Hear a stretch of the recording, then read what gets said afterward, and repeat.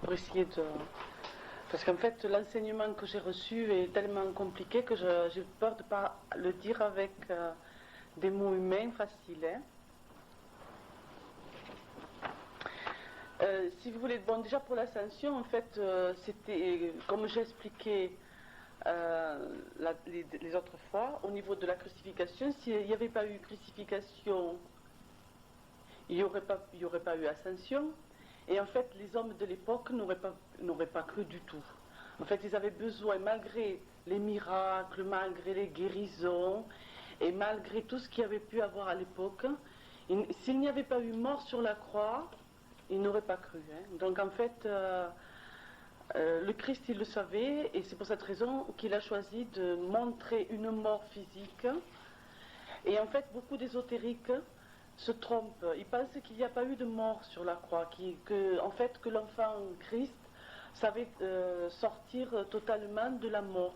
C'est pas vrai. En fait, il fallait qu'il subisse une mort physique pour que les hommes croient. Donc, c'est pour cette raison qu'en fait, il y a eu aussi un passage où au Mont des Oliviers, où il dit Père, si tu peux éloigner de moi cette coupe, parce qu'en fait, comme sur la terre, il nous a laissé la possibilité de douter, il nous a laissé la possibilité d'avoir peur, et tout ce qu'il a fait, ça a été par amour. Et chaque chose qu'il a faite, la moindre petite chose qu'il a faite, a été faite par amour. Et même sur la croix, quand il a dit Père, pourquoi m'abandonnes-tu? Ce n'était pas, vous pensez très bien qu'il ne pensait pas du tout qu'on l'abandonnait. Mais en fait, c'était encore une fois pour nous, de façon à ce que nous n'oublions pas que nous avons le droit de douter, que nous avons le droit de chuter. Ensuite, bon, quand il a été enseveli, il faut savoir que, bien entendu, toutes les précautions de l'époque avaient été prises. Ils avaient mis tout ce qu'il fallait pour sceller le tombeau. Et en fait, parce que les prêtres, les soldats romains de l'époque et les ministres de l'époque, ils n'avaient pas du tout envie, justement, comme il avait proclamé sa résurrection, ils n'avaient pas du tout envie que ça se fasse.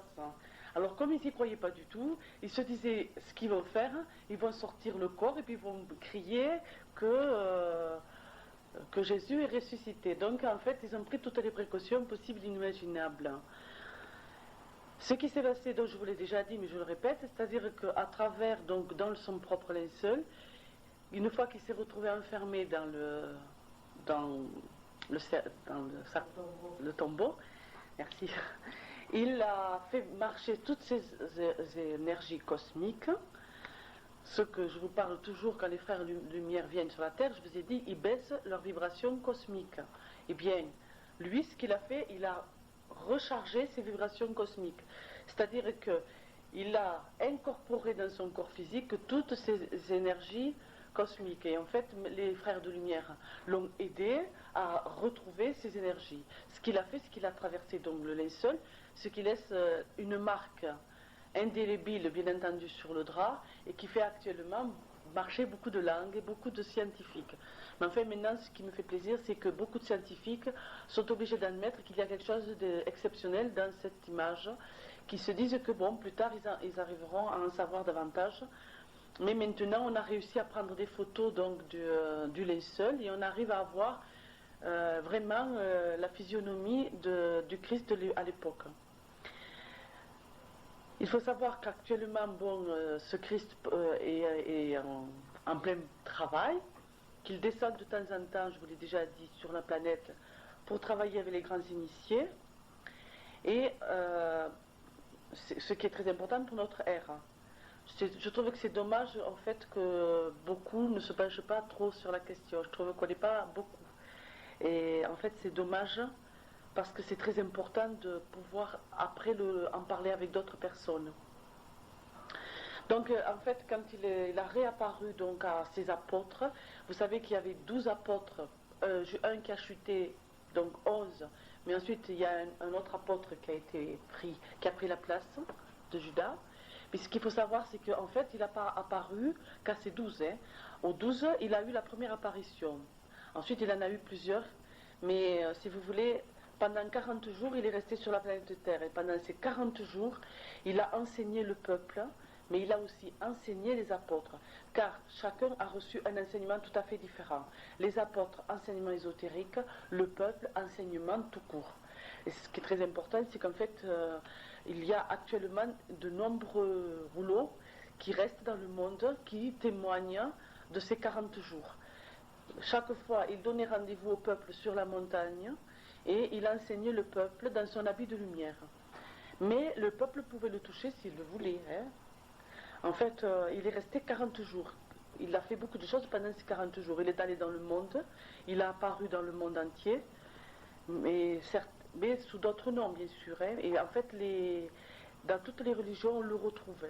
On retrouve ses apparitions et ses enseignements. Mais ce qui est très important, c'est qu'en fait, pendant les 40 jours, donc, il a enseigné, il a apparu, il est resté dans le monde totalement, il mangeait, se nourrissait, enfin, il le faisait exprès, quoi. C'était pour que les hommes croient vraiment à sa résurrection. Il n'avait pas du tout besoin de ça, mais il disait, si vous me voyez manger, vous me voyez boire, vous m'avez vu mourir, vous voyez bien que je suis ressuscité. Donc c'était important pour le peuple. Au jour d'aujourd'hui, j'espère qu'on n'en aurait pas besoin. Okay. Alors, pendant les 40 jours, puis il y a eu l'ascension, mais tout simplement, c'est là qu'il a donné, si vous voulez, les pouvoirs qu'on appelle la Pentecôte. Et avant donc de parler de la Pentecôte de Jésus, je vais parler de la Pentecôte de Moïse, parce que, je ne sais pas si vous le savez, mais la première Pentecôte, c'était quand, sur le mont Sinaï, Dieu, c'est entre guillemets, l'ange de Dieu en fait, a donné à Moïse les tables de la loi. C'est là que Moïse a donné les tables de la loi. C'était très important parce que c'était le savoir de l'Atlantide, vous voyez. C'était le savoir de l'Atlantide. C'est-à-dire que Moïse a retrouvé les savoirs de l'Atlantide, mais en plus de cela, il a eu aussi des changements au niveau des lois. Et là, on lui a expliqué ce qu'il fallait aussi. Il a reçu tout un enseignement, mais il n'a pas pu tout dire. Donc Jésus, vous savez ce que Jésus a fait, il a changé les lois de Moïse. C'était très important. C'est ça d'ailleurs qui a fait qu'il a eu des ennemis, puisque les politiques de l'époque, les prêtres de l'époque, n'acceptaient pas du tout que Jésus change les lois. Il a changé les lois au niveau de, presque toutes les lois au niveau de ce qui était l'adultère et tout ça. Il a changé énormément de lois au niveau aussi du sabbat. Il a changé toutes les lois du sabbat, ça n'a pas du tout plu, et ça fait qu'il y a eu beaucoup d'ennemis, et qu'il le savait en fait. Et il a dit une chose très importante, il a dit, la loi, elle est faite pour l'homme, et pas du tout l'homme pour la loi. J'espère que ça vous le comprenez, parce que c'est la base de l'enseignement que je vais vous donner. Mais si jamais vous ne le comprenez pas, tout à l'heure vous poserez des questions. Mais marquez-les si vous en avez des questions, parce qu'après vous oubliez, c'est dommage. Si vous voulez, c'est très important, je répète, que la loi de Dieu, ou cosmique, ou de la force d'amour, elle est faite pour l'homme et pas l'homme pour cette loi. Donc chaque fois qu'il changera de civilisation, bien la loi changera par rapport à l'évolution de l'homme. Donc Jésus a changé, le jour de la Pentecôte, il a changé des lois, donc bien avant il les avait changées, mais au niveau ésotérique, il a donné des enseignements aux 12 apôtres, et ces apôtres-là ont formé dans le monde entier des branches religieuses ésotériques très importantes.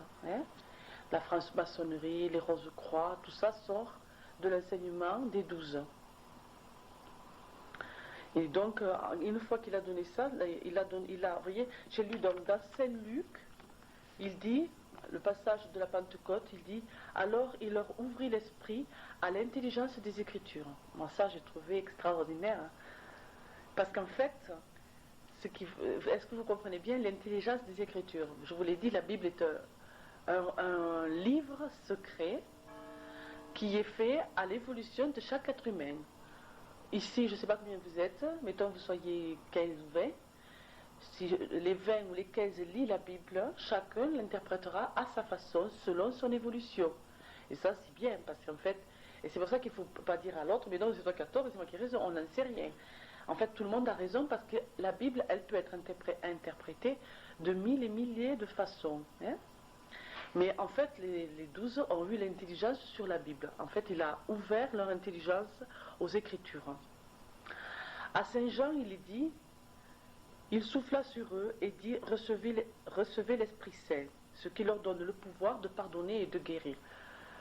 Mais ça, c'est très ésotérique aussi. En fait, c'est qu'il leur a appris, il leur a donné l'intelligence, il leur a expliqué ce qui se passait, les secrets de la vie, les secrets de la nature. En fait, il est sûr qu'ils avaient pouvoir de pardonner. C'est ce qui a été très mal compris dans les églises actuelles. On dit les prêtres pardonnent les péchés, mais moi, vous savez, je vais vous dire, j'ai très bien connu quelqu'un qui était mon père, hein, je ne parle pas pour lui méchamment, c'était mon père adoptif en fait. Et si vous voulez, et ma foi, il était souvent pris de boissons et souvent pris de violence, mais le week-end c'était les grandes raclées, et le lundi il allait se confesser. Il était content parce qu'il se disait, je m'a pardonné mes péchés. Enfin, vous voyez un peu la illogique de la chose. Non, en fait, pardonner les péchés, c'est nous qu'on doit pardonner aux autres.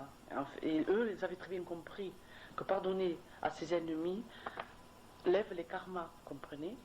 En fait, c'était ça. Mais bon, ça fait rien si c'est compris autrement. Hein, on n'est pas là pour juger. Pouvoir de guérir les âmes. En fait, en guérissant les âmes, vous savez qu'on guérit le corps. Moi, quand j'ai des gens qui viennent et qui sont malades de l'âme, je vais faire tout pour les aider à guérir de l'âme, mais s'ils ne guérissent pas leur corps physique, je ne peux rien faire. Hein. Et je leur dis bien que les deux ne vont pas sans l'autre. Si vous avez un beau vase, comme disait Jésus, et que vous y mettez dedans, ce beau vase, un liquide précieux, mais qu'il est fendu, le liquide finira par sortir de ce vase, et en fait, tout est perdu, et le vase et le liquide. Mais si vous avez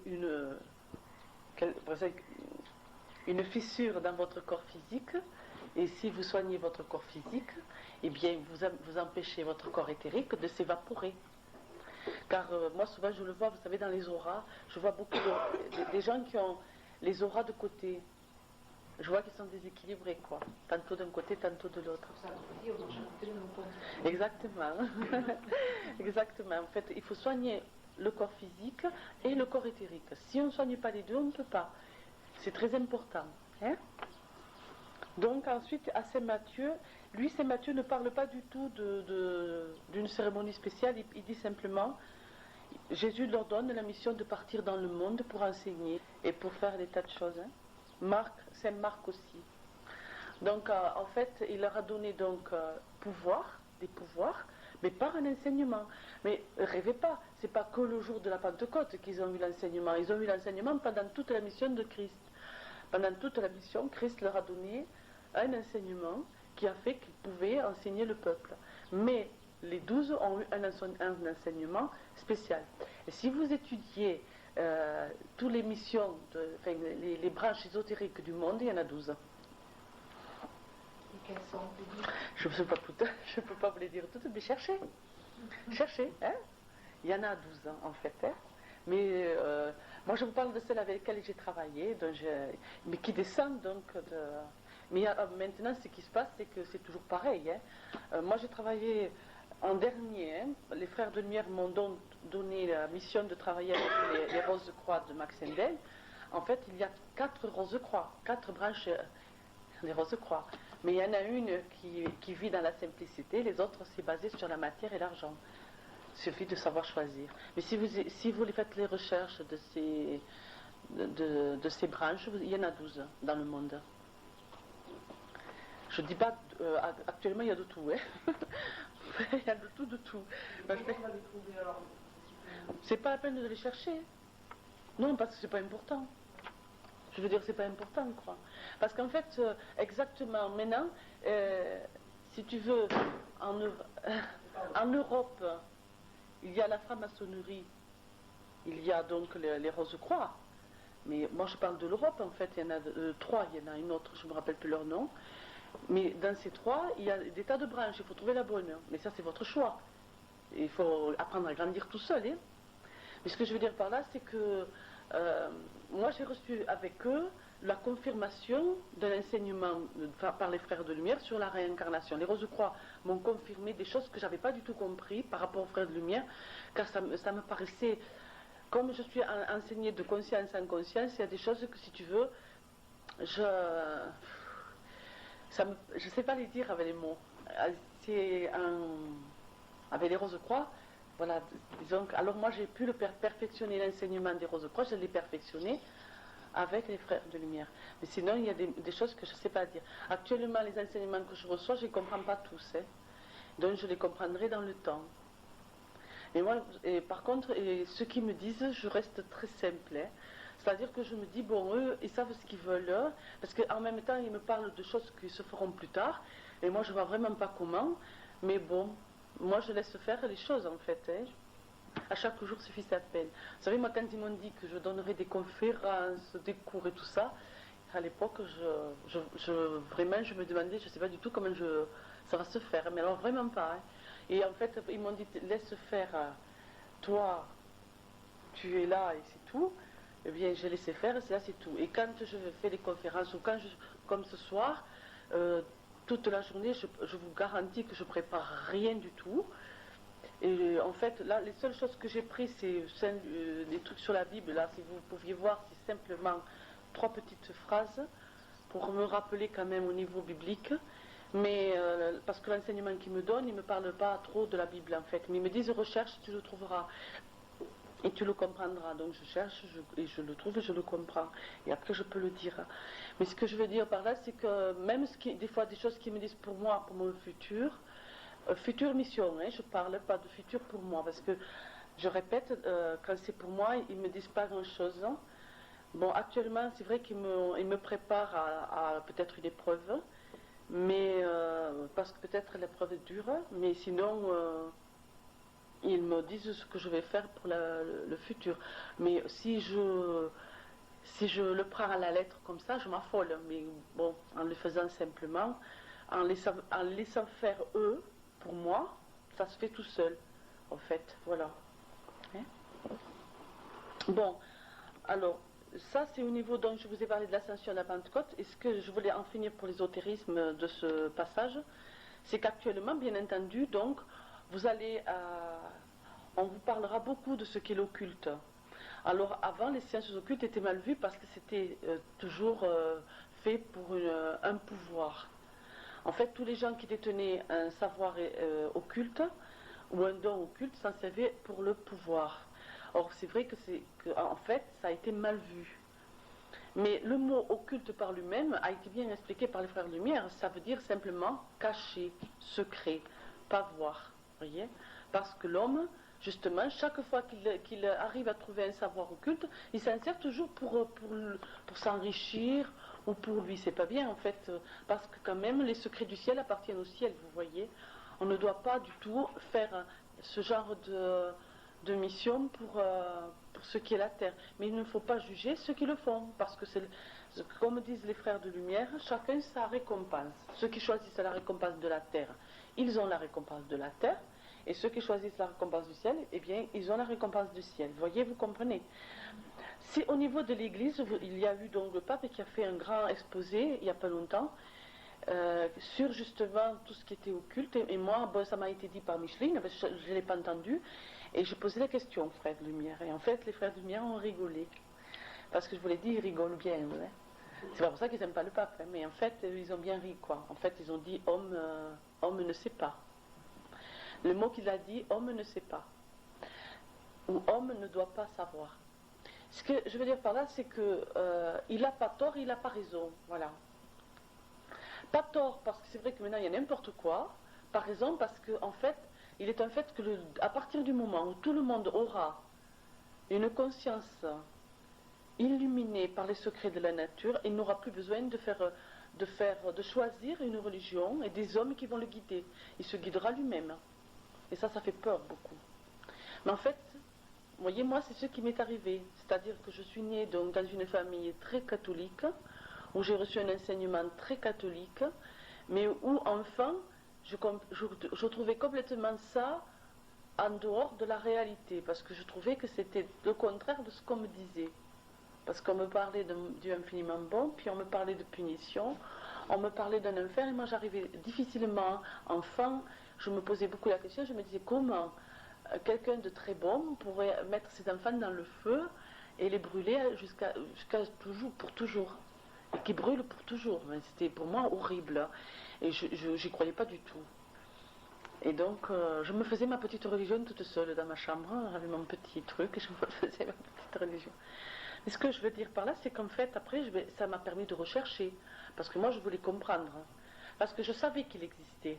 Je savais qu'il existait cet autre monde. Mais tout ce qu'on me disait, c'était pas ça. Alors, je voulais savoir et j'ai cherché. Et en fait, j'ai cherché, bien entendu, dans pas mal de religions. Et dans chacune des religions avec lesquelles j'ai travaillé, j'ai trouvé des gens formidables, j'ai trouvé des intolérants, j'ai trouvé des fanatiques. Mais moi, j'ai gardé l'enrichissement, c'est-à-dire la clé d'or. Et en fait, j'ai gardé ce qui me libérait de la race des hommes. Mais c'est pas pour ça que je ne me sens pas de la race des hommes. Je parle religieusement. En fait, maintenant, je me sens tout à fait libre par rapport à la religion. Et j'ai 2 sœurs témoins de Jéhovah. Et bien, quand je suis avec mes 2 sœurs, que j'aime beaucoup, eh bien, jamais je parle de quelque chose. Jamais, vous voyez.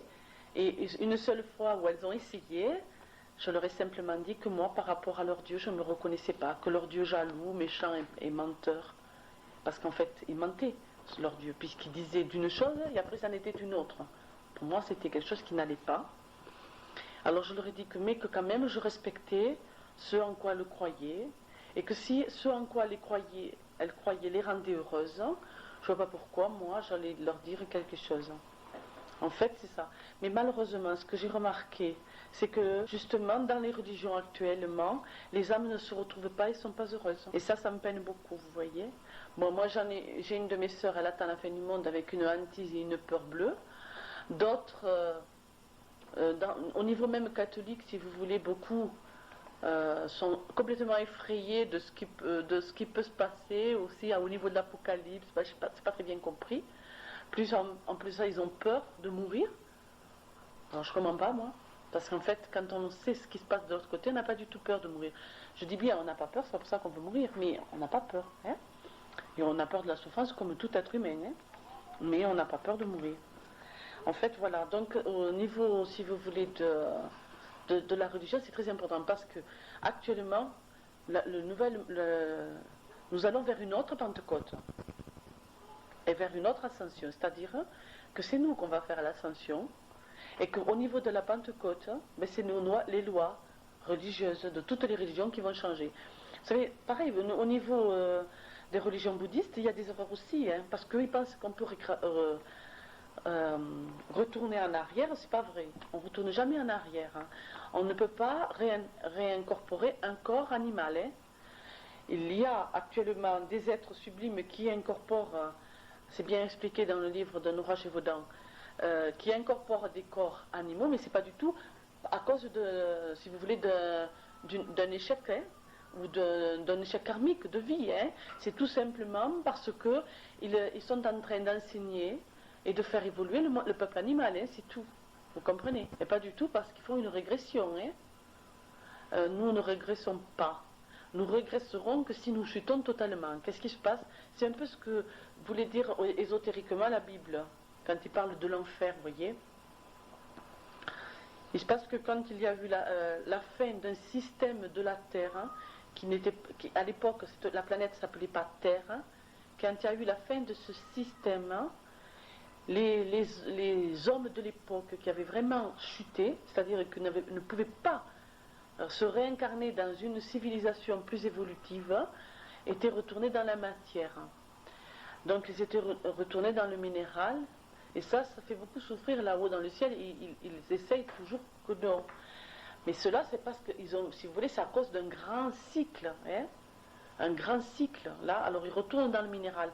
Mais en fait, quand ils retournent dans le minéral, dans les végétaux et dans les animaux, ils se sont des guides quand même, parce que quand même, ils ont travaillé toute une civilisation.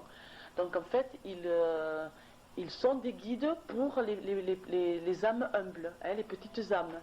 Ils sont des guides totales, c'est-à-dire qu'ils vont guider les animaux. C'est pour ça que l'autre fois j'expliquais qu'au niveau des hommes de Cro-Magnon, il y avait dans les zones de Cro-Magnon des êtres plus évolutifs qui ont fait évoluer les autres, c'est-à-dire qui leur ont appris le feu, qui leur ont appris à cuire, qui leur ont appris à plein de choses, hein, les plantes et tout ça.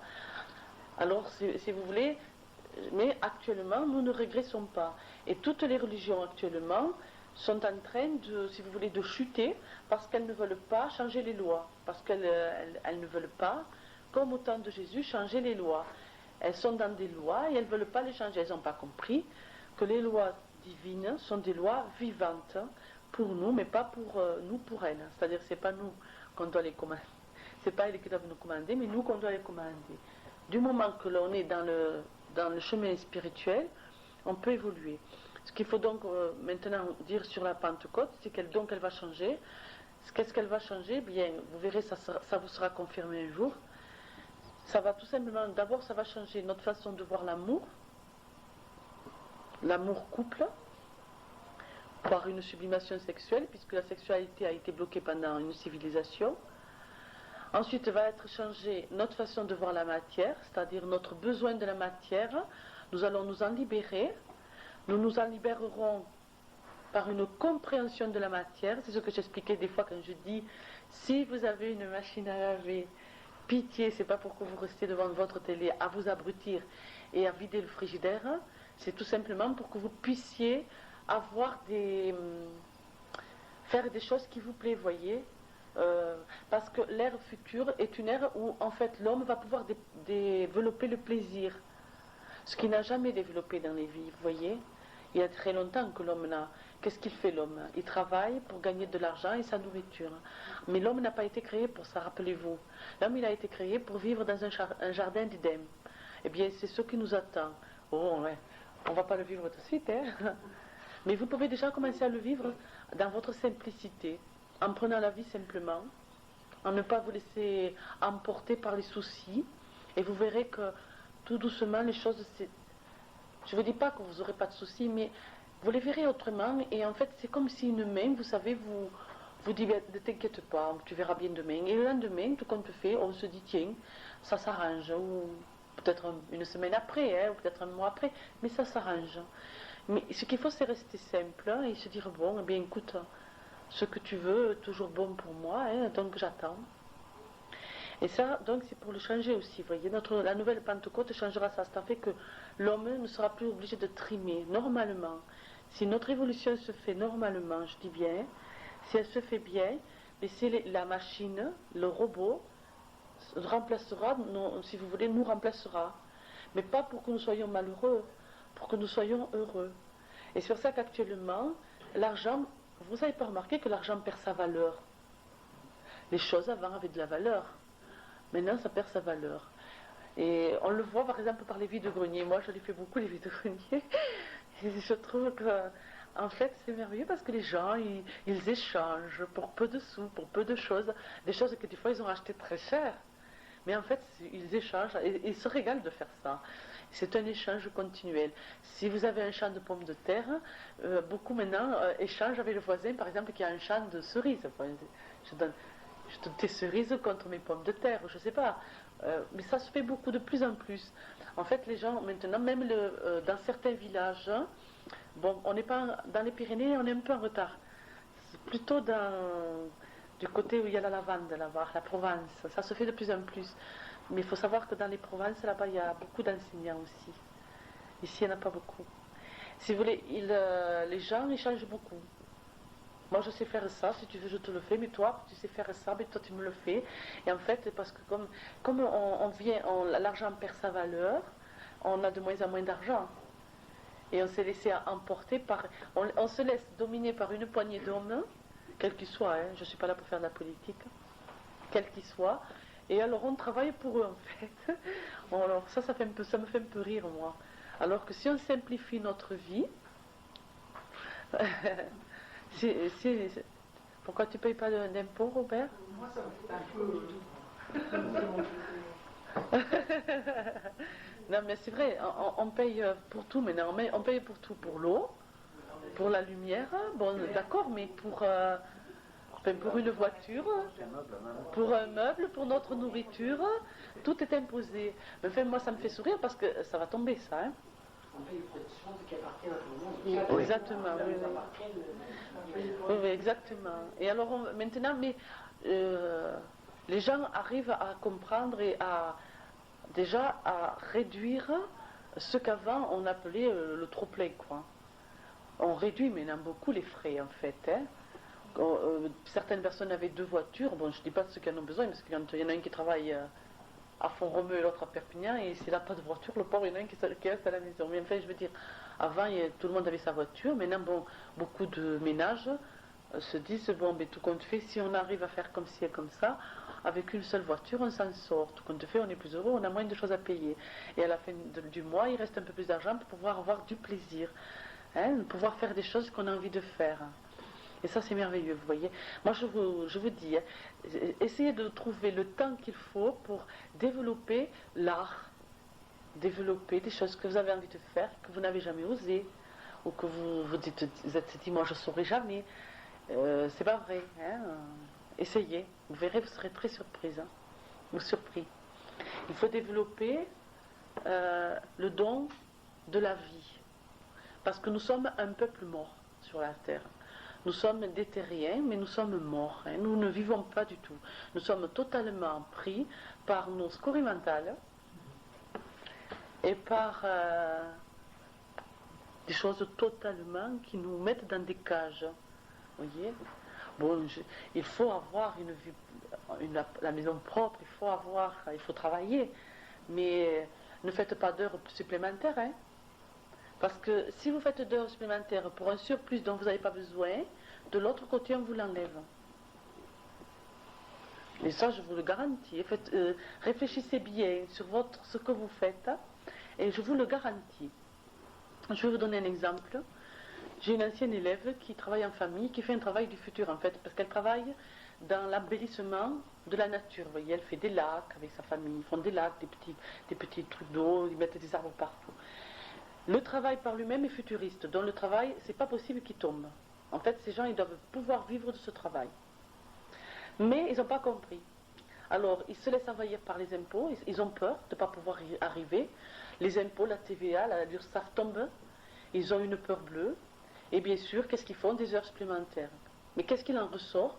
C'est que, par exemple, les frères de cette personne délaissent leur famille, leurs femmes et leurs enfants.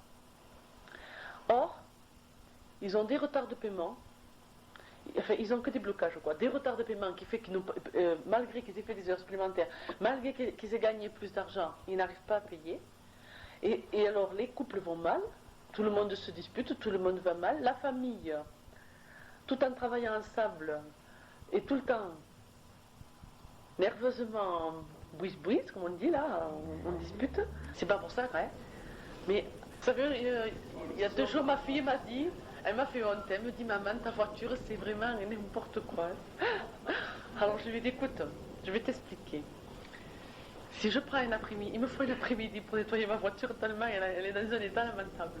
Je lui ai dit, mais si je prends cet après-midi-là, il y a des gens que je ne vais pas pouvoir voir. Je vais être obligée de bloquer cet après-midi-là. En fait, je choisis la bonne part. Je lui ai dit, ben, ma voiture un jour ou l'autre. Et vous savez pas quoi? Ce matin, j'ai vu la surprise, Clément est allé, il m'a passé l'aspirateur dans la voiture. Voilà. En fait, ce que je pouvais. Mais alors que c'est pas son truc, hein. Oui. Mais parce que peut-être vous l'avez pas laissé faire. Hein. Parce que des fois, c'est notre faute, hein. Des fois, c'est notre faute. Hein. Si vous n'attendez pas qu'il enlève le verre de la table, c'est sûr qu'il ne vous l'enlèvera jamais. Hein. Mais si vous le laissez, le verre, et vous le laissez, il finira bien par l'enlever, non? Non? Ou alors c'est qu'il est comme moi, c'est qu'il est un peu bohème, mais qui se dit, bon, je l'enlèverai demain. Non, en fait, il y a une limite, hein, quand même. Il y a une limite. Hein. Mais en fait, c'est très important, hein, parce que si vous oubliez ça, moi je vais vous dire, vous savez, le dimanche, c'est le jour du Seigneur, on dit, c'est le jour du repos. Moi je comprends, et moi je sais ce que c'est, hein, vous savez, j'ai beaucoup de travail, et c'est vrai que le dimanche, pour la plupart des femmes, qu'est-ce qu'elles font? Elles font tout à fond. Moi je vais vous dire, bon, tant pis, faites le moins à fond, et sortez avec votre famille, prenez vos enfants, sortez, profitez du beau temps, allez à la mer, à la montagne, hein, et votre maison, personne ne la verra. Parce que c'est vrai que des fois, moi, je l'ai été maniaque. Hein. Vous savez, je parle, mais c'est pour moi que je parle aussi. En fait, j'avais avant, et la fin de la journée, je m'étais crevée, la maison était propre, personne n'était venu, qui c'est qui avait vu que la maison était propre? Et qui c'est qui avait vu que je m'étais crevée toute la journée? En fait, alors que peut-être j'étais allée me promener avec mes enfants, j'aurais peut-être eu raison. Enfin voilà, bon, il ne faut pas tomber dans l'extrême, que ce soit d'un côté comme de l'autre. Parce que vous savez, ce qui est important aussi, c'est que votre famille ait un habitat agréable. C'est aussi, ça fait partie du plaisir quand même, hein? Que dans la maison, les enfants, le mari, la femme s'y sentent bien. Si c'est une maison vraiment dégoûtante, on ne s'y sent pas bien. Mais si la maison elle est nette et qu'elle est jolie et qu'elle est bien arrangée avec amour, quand même la famille s'y sent bien. Mais ce que je veux dire par là, profitez d'un lave-vaisselle si vous l'avez, profitez d'un lave-linge, de tout ce que vous avez, pour justement profiter de votre famille. Tout ça fait partie de la fameuse Pentecôte future. Hein. Et sexuellement, je reviens là-dessus parce que j'entends que ça en ce moment, donc je me permets. Vivez votre sexualité en couple, ceux qui ont la chance d'être en couple, parce que cette sexualité, elle n'est pas taboue. Si là-haut ils ont créé l'homme, la femme, s'ils ont séparé énergie négative et énergie positive pour une sublimation sexuelle, c'est pas pour que quand votre mari veut un câlin, vous lui dites je suis fatiguée, j'ai mal à la tête, et vous lui faites ça tous les jours. Hein. Ou le contraire, hein, ou des fois le contraire. Hein. Et si une femme les femmes sont très timides, mais ça aussi il faut l'enlever notre timidité. En amour, il n'y a pas de timidité. Si la femme elle a envie d'un câlin, eh bien elle peut dire à son mari, tu sais, j'aimerais bien un câlin. Et je trouve que c'est joli, vous voyez. C'est joli. Le tout, c'est de ne pas en faire des tabous. Vous savez, je suis passée parce que quand j'ai attaqué après les Frères Lumière, quand j'ai attaqué la religion vraiment, et j'avais l'impression que, comme j'avais tellement eu ces tabous dans la tête, j'avais l'impression que c'était pas bien quand même, quelque part. Que c'était ou Dieu, ou la sexualité.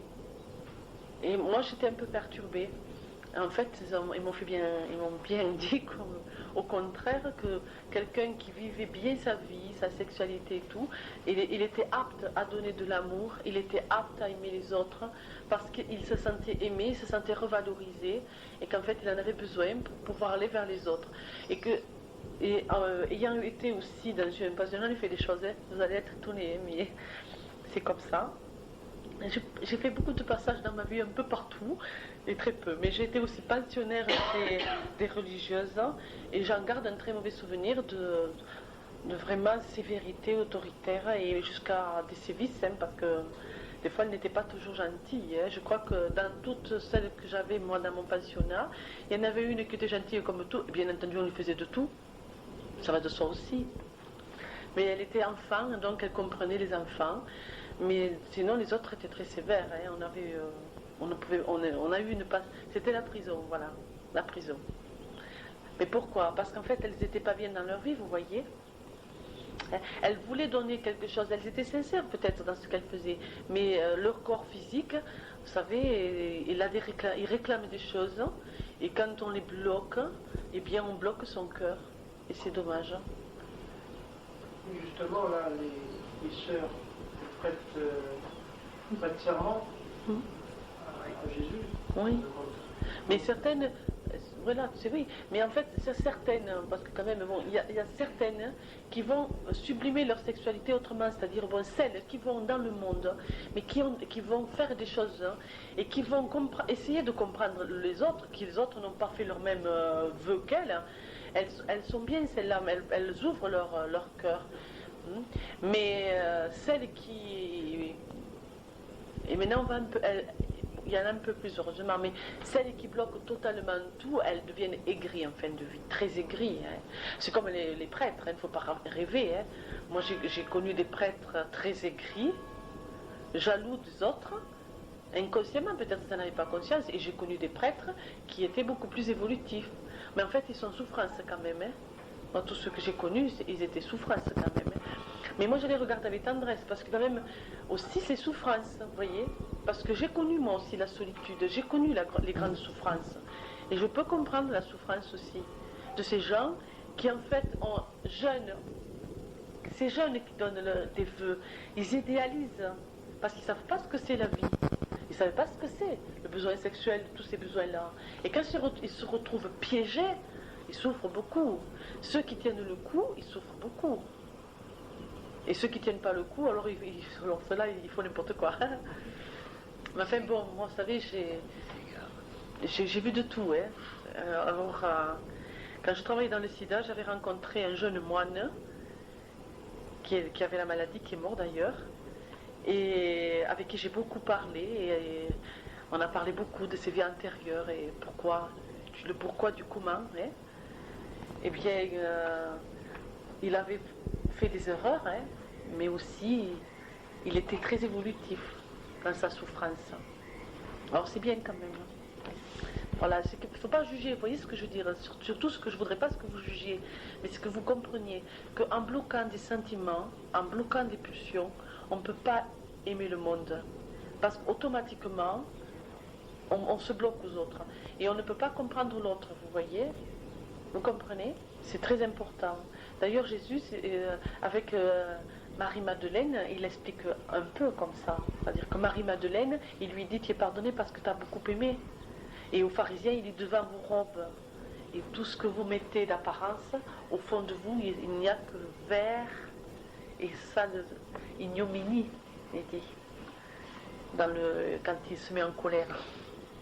Les colères de Jésus sont remarquables. Il leur dit, en fait, vous fermez la porte du paradis et vous la fermez aux autres. Il était très en colère. Alors que le petit peuple, celui qui était simple, qui vivait simplement, il ouvrait toutes les portes, vous voyez. Et c'est pour ça que Marie-Madeleine est très importante dans le passage de Jésus. Très important. Voilà, bon, je pense que vous allez avoir des questions à poser, j'espère, toujours est-il. Parce que si vous n'avez pas de questions, vous n'avez pas d'enseignement. Oui, parce qu'il faut que vous appreniez à travailler, à faire vos recherches, vous comprenez. Moi, je vous donne une clé. Mais si vous ne la mettez pas dans la serrure, vous ne pouvez pas évoluer. C'est quoi la différence entre Christ et Christos? Il n'y en a pas. C'est Christos, c'est en latin, je crois. Et Christ, c'est la force. Ce qu'il faut savoir, Christ, le mot Christ, c'est, si tu veux, la force. C'est-à-dire, c'est vraiment ce qui sort de cette grande force d'amour, cette force. Et d'ailleurs, Jésus ne l'a pas eu de suite. Hein. Il a reçu, il a été Joseph, un petit enfant, Jésus, après, c'est-à-dire, il a été appelé Jésus par les Esséniens. Et quand il est allé en Égypte, il a reçu le Christ. C'est-à-dire qu'en fait, quand il a retrouvé son savoir, qu'il a pu recevoir toutes les vibrations, parce que tant qu'il n'avait pas purifié son corps physique est dit corps pas parfait. Et quand il est allé en Égypte, il a reçu dans la grande pyramide, avec des initiés de l'époque, il a reçu Christ, c'est-à-dire la force en lui. C'est-à-dire toutes les vibrations lui ont été données. C'est pour ça qu'après, quand il est revenu, il a pu faire sa mission, c'est-à-dire qu'il a pu guérir, il a pu sortir le mal de certaines personnes, il a pu faire tout ce qu'il a fait. C'est en revenant d'Égypte. S'il n'avait pas été... C'est pour ça qu'on dit qu'il est parti dans le Sahara, enfin, il est parti dans le désert. Il a été tenté, voilà. Et si vous voulez, il a été tenté, c'est vrai qu'il a été tenté, hein, il le dit d'ailleurs. Mais pas... C'est très imagé dans la Bible, c'est beaucoup plus complexe. Hein. Et si vous voulez, mais lui, bon, c'était très important parce que les tentations qu'il a eues, elles étaient hyper importantes. Hein. C'était pour le faire voir s'il chute pas. Il chute pas, donc il a pu être initié, rentrer avec les initiés et recevoir la force. Parce que son corps physique n'aurait pas supporté les vibrations. Le corps physique aurait explosé. Hein. Les vibrations, je peux pas je vous assure que les vibrations des frères de lumière, elles sont atomiques. Alors imaginez le Christ, qui lui les renferme. Puisque la force d'amour contient toutes ces énergies, qui sont des énergies de vie, c'est grâce à ça que tout vit. Christ les reçoit et Christ les distribue. C'est lui qui la distribue aux grandes hiérarchies divines et à la terre au printemps. Alors c'est important, hein, c'est fort. Hein. Mais je vous dis que c'est très fort. Hein. Et d'ailleurs, il faut savoir que les enseignants, nous, ces forces fatiguent notre cœur physique. Et souvent, on a des petits problèmes au cœur physique. Mais c'est normal, hein. On l'accepte de bon cœur. Je veux dire, il n'y a pas de... C'est pas non plus un truc de martyr, hein, parce que j'ai pas du tout l'âme d'une martyr, moi. Hein. Puis je veux dire, bon, mais c'est vrai que ça fatigue un peu. Parce que ce sont des forces très, très, très fortes qui pénètrent par le chakra du cœur et automatiquement qui font des vibrations, hein, et qui fatiguent. Hein. C'est pour ça que moi, des fois, je suis fatiguée. Que j'ai besoin une fois de me reposer. D'autres questions, Robert? Oui, vas-y, non? Vas-y. Puisqu'on dit qu'il y a beaucoup de connaissances qui sont enterrées dans les cadres du Vatican, Oui. donc je pense que le Saint-Père en a partie de connaissances. Bien sûr. Et pourquoi est-ce que l'esprit de la religion catholique est aussi étroit?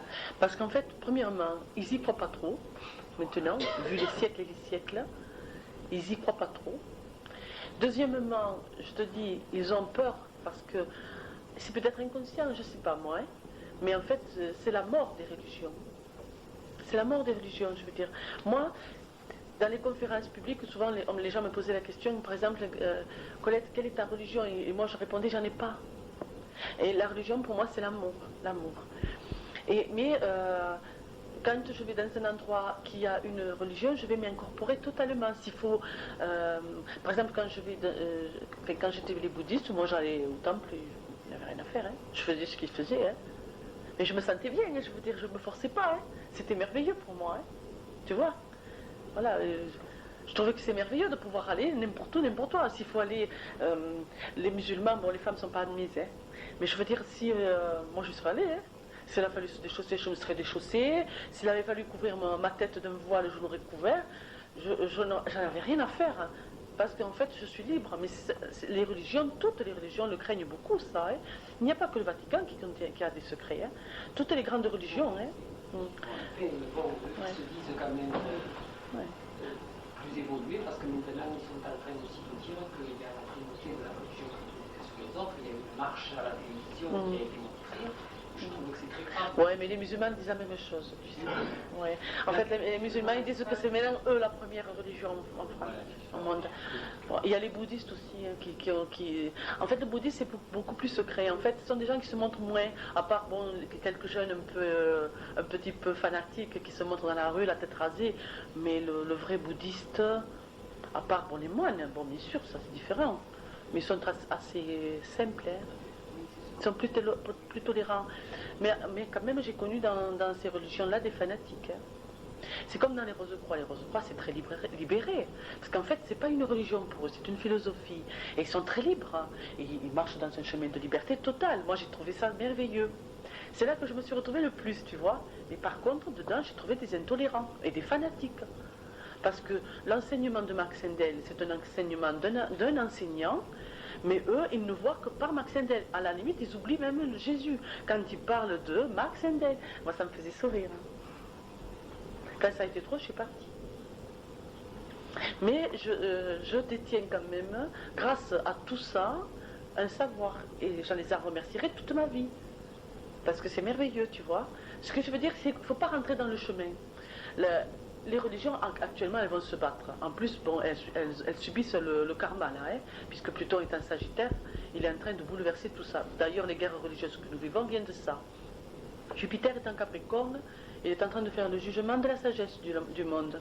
Nous aurons les conséquences. Bon, Pluton, il est en train de le faire, ça. Il est en train de faire les guerres religieuses pour une non-religion.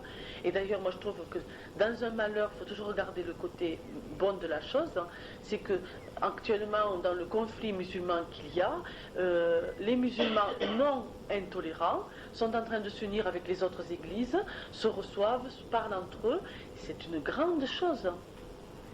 Car ils vont échanger. Et quand on échange, quand même, on grandit, toujours est-il. Donc de ce côté, c'est le côté positif de cette guerre religieuse. Mais nous n'y échapperons pas à la guerre religieuse. Hein.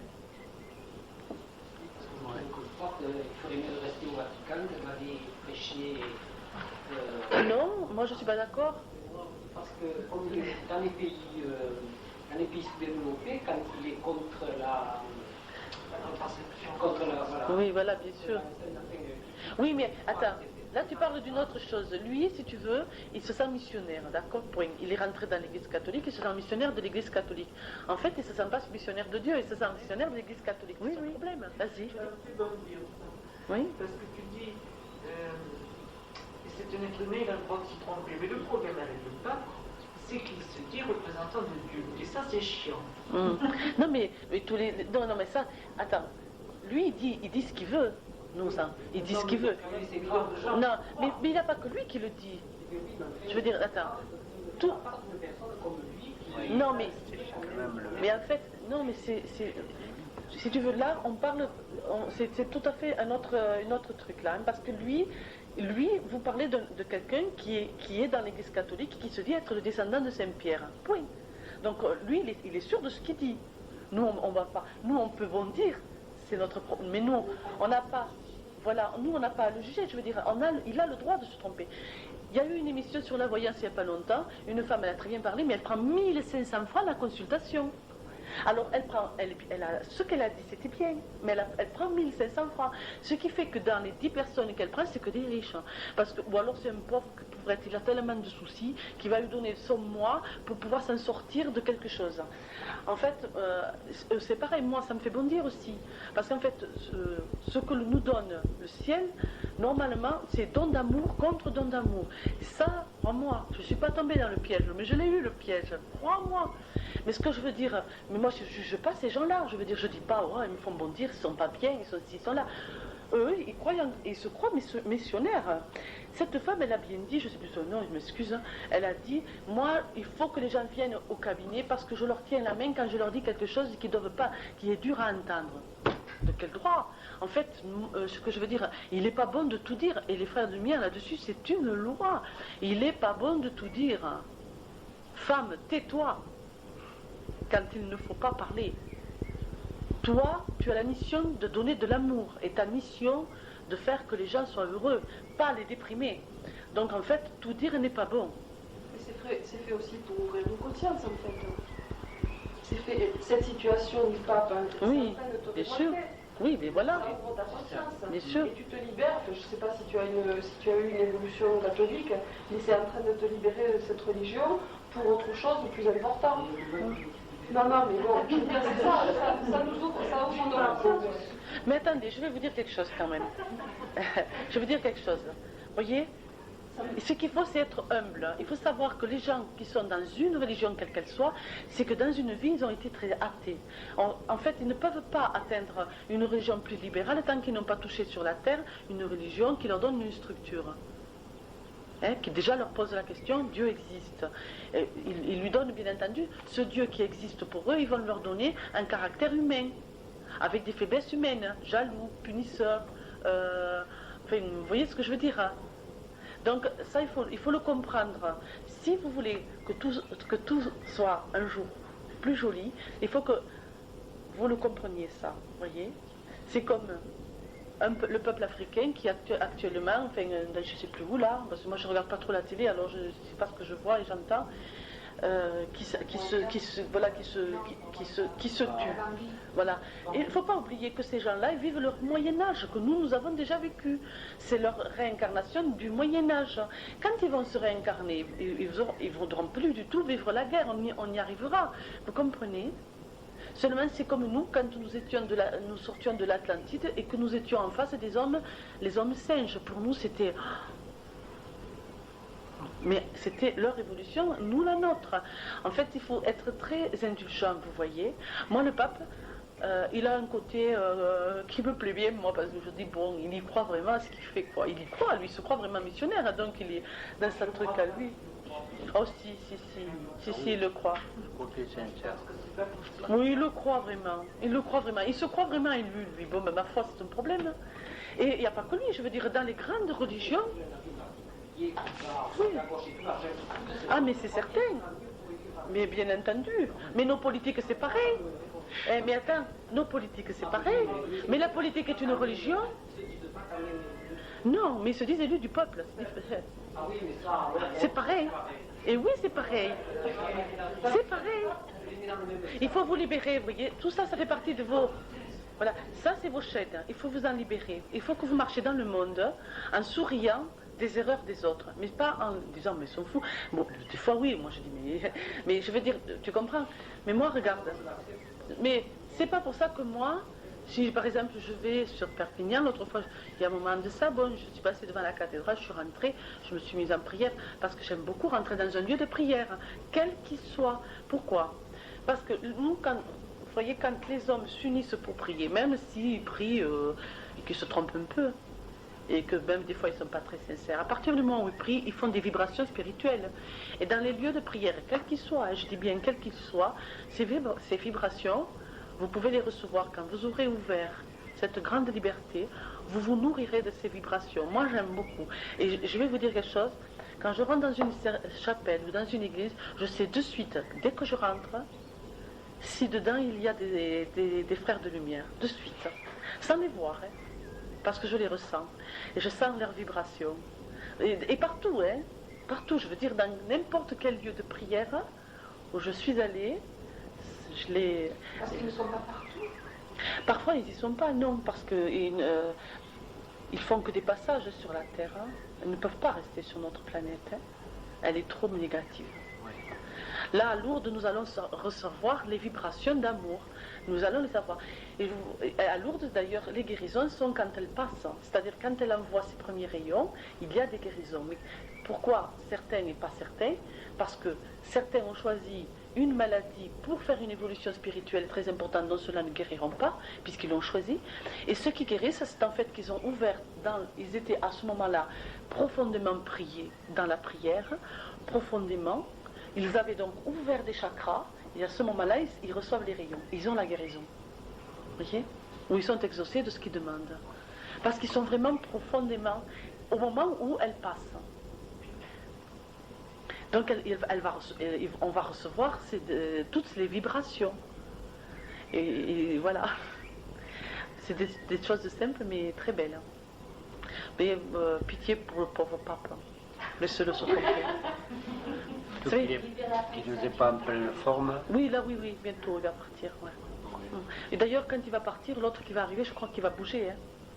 Et il faut comprendre que ça va bouger. On disait même que ce serait un juif.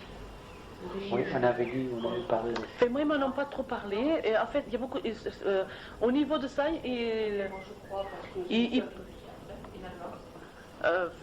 l'origine, il faut savoir que Christ n'était pas juif. Hein. Ça aussi, c'est une grande erreur de le croire. Juif, c'était... Le juif n'est pas une race. Hein. Le juif était une religion. D'accord? Donc déjà là, il y a grande erreur. Jésus descendait des Esséniens, point. Qui est descendu de l'Atlantide, point. Mais la religion juive a créé qu'après on a fait un amalgame entre le juif et la race. Et on a dit que le juif était une race. Ce n'est pas une race. Le juif est une religion. Hein, importante. Qui? Le Christ? Non, pas du tout. Non, il descendait des Esséniens. D'ailleurs, il est né dans le peuple essénien, qui descendait directement de l'Atlantide. Et dans le peuple essénien, il a fait donc... c'est là d'ailleurs qu'il a été élevé ésotériquement, car c'était un peuple très ésotérique. Il détenait tous les savoirs de guérison, tous les savoirs des plantes. Il guérissait par les énergies, puisqu'ils imposaient les mains. Il savait comment toucher les gens pour les guérir. Ils avaient un grand savoir. Et Marie faisait partie des Esséniens. Et Joseph, je le répète, parce que j'ai donné une conférence, mais c'est très important, Joseph était veuf, un homme très âgé. On lui a donc demandé de prendre sous sa protection Marie, qui était la colombe du temple. Et si vous voulez, et quand Joseph a pris Marie, colombe du temple, sous sa protection, il n'était pas tout à fait d'accord au début, hein. Marie, bon, de suite ils ont vu, les grands astrologues esséniens ont vu de suite, déjà ils savaient déjà qu'allait naître une colombe, c'est-à-dire une âme pure, dans un corps de féminin, et que de cette âme pure, corps féminin, sortirait l'homme annoncé. Or, quand plusieurs petites filles sont nées, mais Marie a montré tous les symptômes de la colombe. Et quand ils ont fait le thème de Marie, ils ont bien vu qu'elle était marquée comme de quelqu'un de très pur et avec un grand savoir ésotérique. Et quand elle est allée, quand Marie, comment s'appelait la maman de Marie maintenant, quand elle a amené l'enfant au temple, l'enfant a de suite s'est mis sur ses pieds. C'était le signe. Mais il faut savoir que Marie a été élevée dans le temple. Et elle a été élevée par les frères de lumière. Ça a été caché. Et moi, je trouve parce que c'était trop. Ça fait, moi, remarquez, quand ils m'ont enseigné sur la naissance de Jésus et de Marie, c'est vrai que j'ai trouvé que c'était un conte fabuleux, mais que ça dépassait l'entendement humain. Hein, parce que Marie s'est nourrie du sein de sa mère. Hein, pendant la petite enfance, mais quand elle a commencé à être sevrée, elle a été nourrie exclusivement par les frères de lumière. Et quand c'était le moment de, si vous voulez, de la naissance, Marie a été donc a reçu donc l'enseignement qu'elle avait dans son cœur. Et si vous voulez, il fallait un corps physique pour le Christ. Et le corps physique ne peut être fait que par des corps physiques. Mais ils ont donc Joseph et Marie ont été endormis. Pendant le sommeil, les frères de lumière ont pris la semence, l'ont dématérialisée, parce que ça, ils ont la possibilité de dématérialiser. Jésus l'a montré, puisqu'il a dématérialisé son corps. En dématérialisant la semence, ils ont incorporé la semence dans le corps physique de Marie. Ils l'ont rematérialisée de façon à ce que la semence fasse ce qu'elle devait faire. Ensuite, le souffle divin, à travers les frères de lumière, a fait ce qu'il devait faire, et Marie a conçu. Mais ça a été conçu, c'est pour ça qu'elle a été conçue du Saint-Esprit, mais il a fallu que ça se fasse de façon quand même avec un corps physique. Les ésotériques disent, par exemple les Rose-Croix de l'enseignement de Max Endel dit que en fait Joseph et Marie se seraient unis, mais dans un état de pureté pour qu'il y ait semence matérielle, pour qu'il y ait un corps matériel et physique. Peut-être que ça s'est vraiment passé comme ça. Moi, ce que les frères de lumière m'ont dit, je l'ai ressenti comme je vous l'ai dit. Moi, c'est bien ce que j'ai compris de la semence prise, dématérialisée, incorporée et soufflée. Moi, c'est ce que j'ai... voilà. Mais... voilà, ce qui a été... En fait, voilà. Et quand elle a... il faut savoir que quand l'enfant, donc, quand la naissance s'est produite, elle s'est produite dans une crèche, comme ça a été dit, mais c'était une crèche essénienne. Oui, les Esséniens vivaient dans des grottes. Voilà. Et Marie, si vous voulez, et la naissance ne s'est pas faite dans une grande douleur, parce que quand elle a été prise de douleur, les frères de lumière sont arrivés, l'ont couvert d'une grande lumière, et ça, il y en a qui l'ont vu, qui ont témoigné, et l'enfant est sorti dans un état de pureté pas possible. Hein. En fait, ça a été conçu dans un état de pureté. Mais ce qu'il y a, bon, je comprends un peu que les églises aient caché, parce qu'en fait, c'était tellement... que peut-être ils avaient peur que les gens n'y croient pas. Donc, ils ont simplement dit, bon, voilà. Qu'est-ce que devenu Marie après? Marie, après, elle est restée toute simple. Elle est restée chez les Esséniens. Elle a adopté des enfants, puisque les femmes esséniennes s'occupaient d'orphelins. Toutes les femmes qui n'avaient pas d'enfants s'occupaient d'orphelins. C'est pour ça qu'on dit que Jésus avait des frères et sœurs. Et il faut savoir aussi que Joseph était veuf et avait des enfants. Donc elle s'est occupée des enfants de Joseph. Hein. Et comment s'appelaient les enfants de Joseph? Il y en avait un qui s'appelait Jean, qui est très important. Les autres, je ne me souviens pas. Et ce qu'il faut savoir aussi, c'est que Marie a beaucoup enseigné les femmes de l'époque. Elle a donné un enseignement. Mais qu'elle était très, très humble, très douce, et qu'elle parlait très peu. Et elle a laissé vraiment... Elle a quand même beaucoup souffert par rapport à Jésus, hein, parce que Jésus, on lui a pris, il avait 7 ans. Donc elle a élevé jusqu'à l'âge de 7 ans, après il est parti, ça a été dur. Et quand Joseph est décédé, elle s'est sentie très seule, parce que la protection de Joseph n'était plus sur elle. Il faut savoir que quand même dans le peuple essénien, il y avait des bons et c'était des humains, et que quand même beaucoup ne croyaient pas du tout à la naissance mystérieuse de Jésus, parce que tout s'est passé caché par les grands initiés de l'époque, car certaines choses ne devaient pas être dévoilées. Hein. Donc, il y a eu même, je l'ai expliqué à la conférence, ah oui, elle a beaucoup pleuré, hein. Elle a beaucoup souffert. Et d'ailleurs, on lui avait prédit, elle le savait, hein. Elle savait qu'elle souffrirait beaucoup, hein, parce qu'elle a quand même vu son enfant crucifié, tout ça. Elle a beaucoup souffert de la méchanceté des gens sur Jésus. Pas tellement sur elle, parce qu'elle est très très simple. Elle était très effacée, et elle ne monte...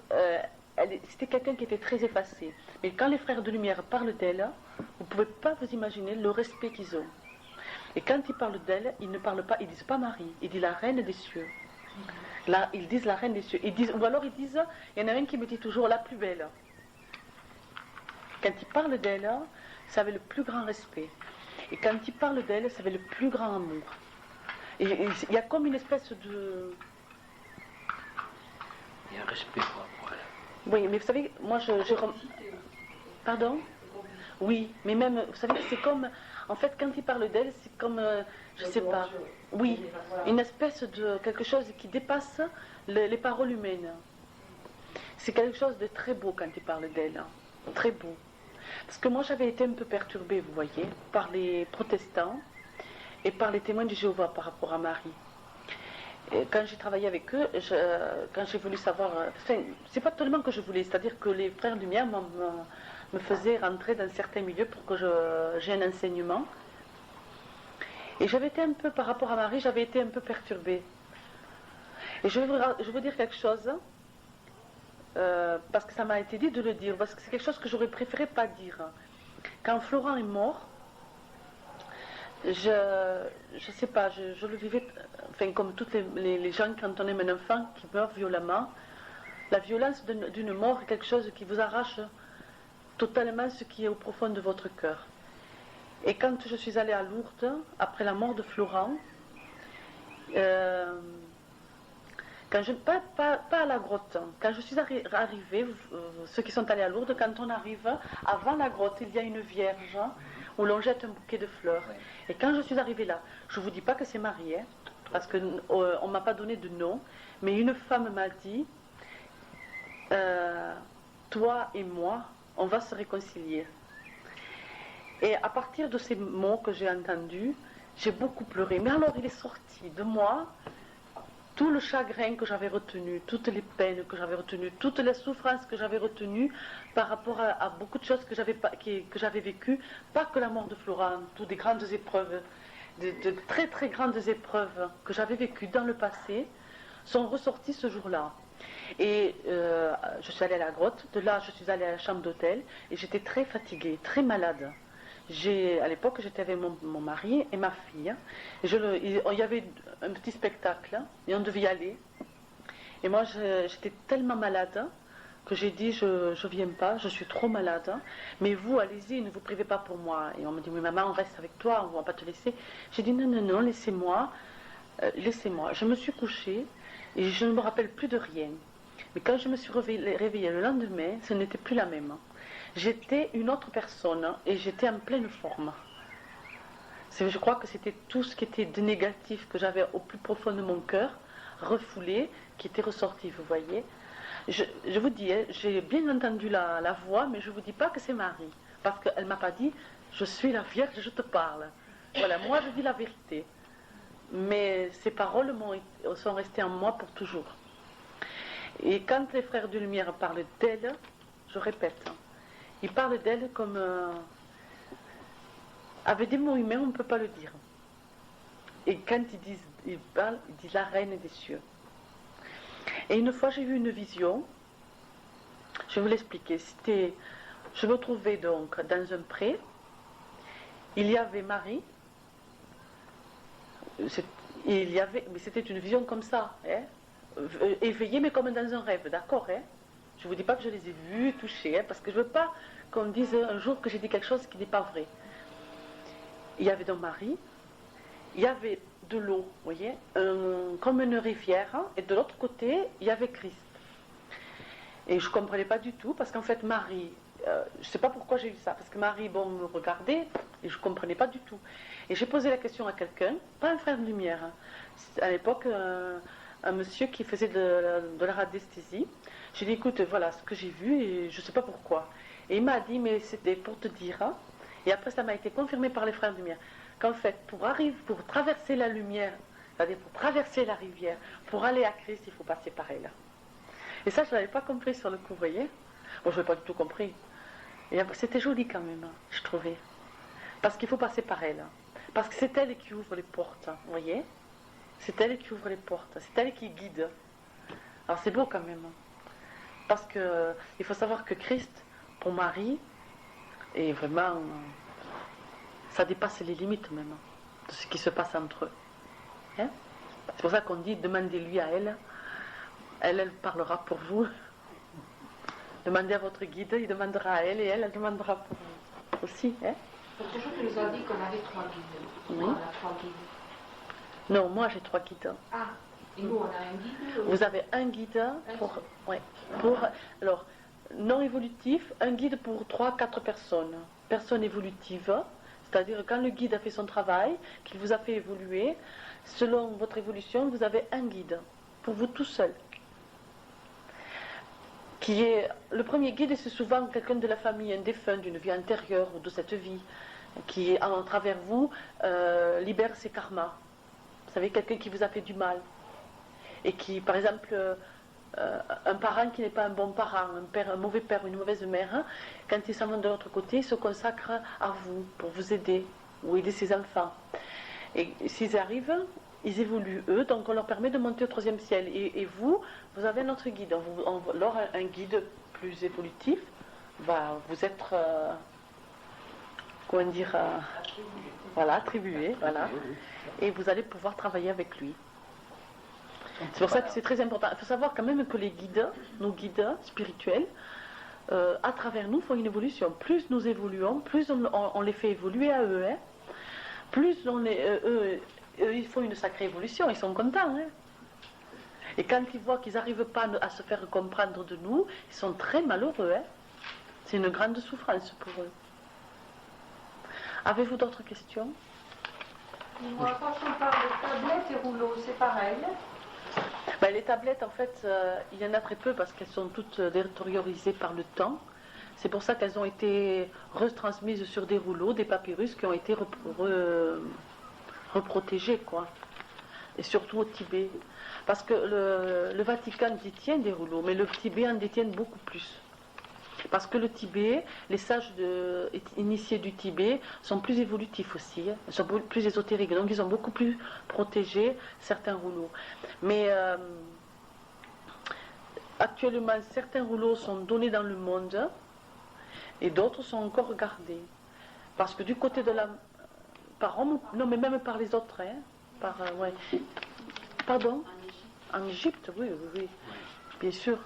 Bien sûr, mais l'Égypte c'est différent, hein, parce que ceux qui détiennent actuellement beaucoup de savoir en Égypte ne font pas partie du peuple égyptien. Hein, ils font partie de d'une hiérarchie divine qui a un centre sur l'Égypte.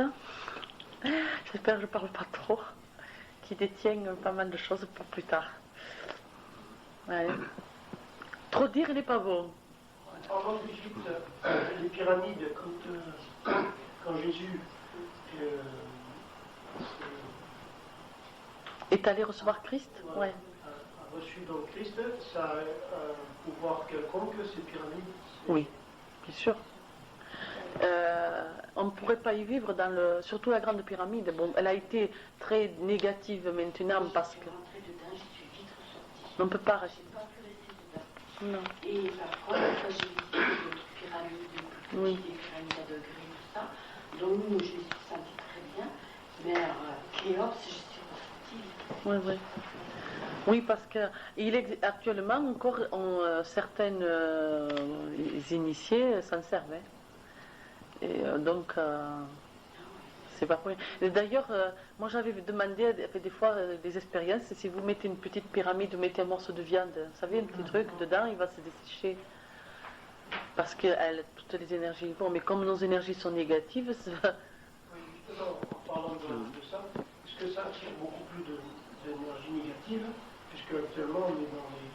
Bon, la grande pyramide, elle est protégée, hein, parce qu'elle détient des secrets, donc elle est protégée. Mais les autres pyramides, vu comment elles sont placées, bon, c'est sûr qu'elles reçoivent des énergies négatives, hein, bien sûr. Mais remarque, les reçoit qui veut, en fait, après. Hein. Mais nos maisons, on peut en faire des centres négatifs comme des centres positifs. Nos maisons reçoivent les énergies du ciel. Si elles sont négatives, ben, tant pis pour nous. Hein. C'est par notre façon de vivre. Hein. C'est pour ça que certaines maisons détiennent... Moi, vous savez, quand je suis arrivée à la petite gare, dans cette fameuse petite gare, au premier abord, il y avait beaucoup de souffrance quand je rentrais dedans. Je ressentais vraiment qu'il y avait eu des souffrances. Et après, j'avais bien réfléchi. Et je me suis dit, mais c'est normal parce que c'était une gare. Il y avait des gens qui partaient. Donc, il y a des gens qui ont laissé des peines. Donc, il fallait la guérir de ces peines. Alors, c'est par un travail qu'on a fait nous tous, comme maintenant, on a fait qu'elle est beaucoup plus positive. En plus, il s'y était passé des choses un peu dramatiques. Alors, tout ce qui fait que maintenant, c'est nous qu'on l'a guéri. Quand on y va et qu'on y mange, qu'on y fait nos petites sorties, on guérit ce lieu. Et d'ailleurs, quand je suis arrivée, les ronces qu'il y avait et tout, c'était très négatif. Puis maintenant, bon, on arrive à avoir de l'herbe un peu plus verte, on arrive à la soigner. On a coupé les arbres, enfin, on n'a pas coupé les arbres, on les a élagués. Attention, on ne les touche pas. Ils sont là, ils sont bien. Vous voyez, c'est très important. La nature également attend notre évolution pour évoluer vers notre plan aussi. Oui, bien sûr. Mais oui, bien sûr. Nos plantes sont évolutives aussi. Actuellement, elles changent, elles se transforment. Mais ce qu'il y a de merveilleux, c'est qu'on a la possibilité, parce qu'au 4e ciel, tu sais, on la reforme, c'est-à-dire qu'on la recrée. Si par exemple dans cette vie, tu sais, tu te dis, oh j'aimerais qu'il existe un arbre avec des fleurs bleues, mettons. Quand tu seras au 4e ciel, tu peux très bien le créer, cet arbre aux fleurs bleues. Hein. Mais actuellement, les hommes développent par cette fameux Uranus, là, qui se trouve en Verseau, dont je vous parle si souvent, actuellement, ils sont en train de développer sur Terre la création. Et ils essayent de faire, bon, ils tâtonnent, hein, pour l'instant, ils sont un peu perdus, il faut un petit peu n'importe quoi, mais ça part du côté positif aussi. Tu sais, ils essayent de... voilà. Oui, mais moi je trouve que, par exemple, dans les rosiers, ils ont fait des belles choses, hein, l'homme. On a le droit, hein. Du moment que c'est pour le joli, pour embellir nos vies, on a tous les droits. Oui, de faire les fleurs, de faire des... on a le droit, on le fait actuellement. Mais la nature, les plantes, elles servent pour ça, donc elles sont évolutives, elles évoluent aussi vers le beau. Si tu en fais quelque chose de plus beau, elles évoluent vers le beau. C'est leur évolution à elles. Mais surtout, leur karma, c'est nous nourrir. Et de couper les fleurs. Ça dépend dans quel sens tu les coupes. Si tu les coupes, bien sûr. Mais moi, je regarde, dois faire des beaux bouquets à la maison. non, je vais vous expliquer. Si vous coupez une fleur hein, et que vous la mettez dans l'eau, bon. Si vous coupez une fleur pour faire du beau chez vous, pour que en fait chez vous ce soit joli, ou si vous coupez une fleur pour l'offrir à une amie qui n'a pas de fleurs dans son jardin et qui aime les fleurs, c'est une bonne action et les fleurs elles servent à ça. Elles ne servent pas qu'à être dans un jardin aussi. Tout dépend de vous, ce que vous avez envie. Les plantes, elles peuvent vivre dans des pots, elles peuvent vivre dans un vase. C'est pareil quand tu coupes une plante et que tu la mets en pot. Tu es obligé de supprimer des racines. Elle va s'y trouver bonne prisonnière aussi. Mais pourquoi elles deviennent si belles? Regarde, pourquoi elles sont si belles chez toi? Parce qu'elles sont aimées. Parce que en fait, elles y trouvent leur compte. Si tu mets un bouquet dans l'eau, des fois les roses, elles tiennent plus longtemps dans un vase que sur le bleu.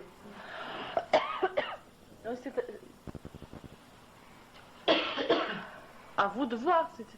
Tout dépend. Si vous ne le faites pas. Maintenant, par contre, moi, ce qui me fait vraiment râler, je le dis, le mot râler, c'est quand je vois des gens qui vont dans un champ, qui coupent des fleurs et qui les laissent dans la voiture, et que quand elles arrivent chez elles, elles sont mortes, quoi, les fleurs, tu vois.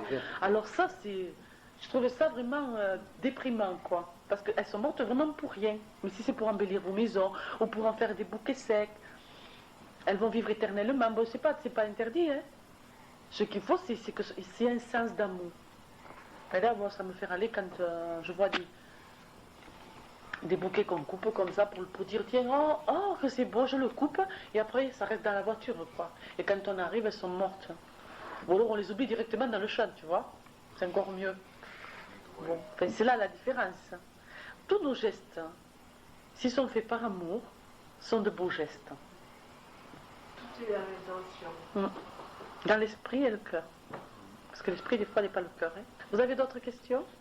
Oui, tout à l'heure, tu as parlé de tes guides qui te préparent ce que tu penses à une épreuve. Oui. Alors, deux questions. Non, c'est personnel, je ne demande pas l'épreuve. Oui, bien sûr. Deux questions. D'abord, tu dois le savoir, l'épreuve, puisqu'en fait, c'est toi qui l'as choisie. Oui, non, mais... je parle de la réincarnation, hein, pour savoir s'il y a des épreuves surprises ou si tu les as réellement toutes choisies, en fait. Certaines épreuves sont choisies, mais d'autres ne le sont pas. C'est pour voir si tu peux atteindre une certaine évolution supplémentaire. Bon. Et alors, quand tu parles d'évolution, c'est souvent à travers une épreuve. Or, la vie que tu nous fais entrevoir, entre guillemets, est une vie justement de... Oui. Bon, voilà, de plaisir et de bonheur. Voilà. Et donc, on continue quand même à parler de ces épreuves. Tu vois, quelque part, il y a quelque chose qui nous gêne. Oui, bien sûr, c'est normal, oui.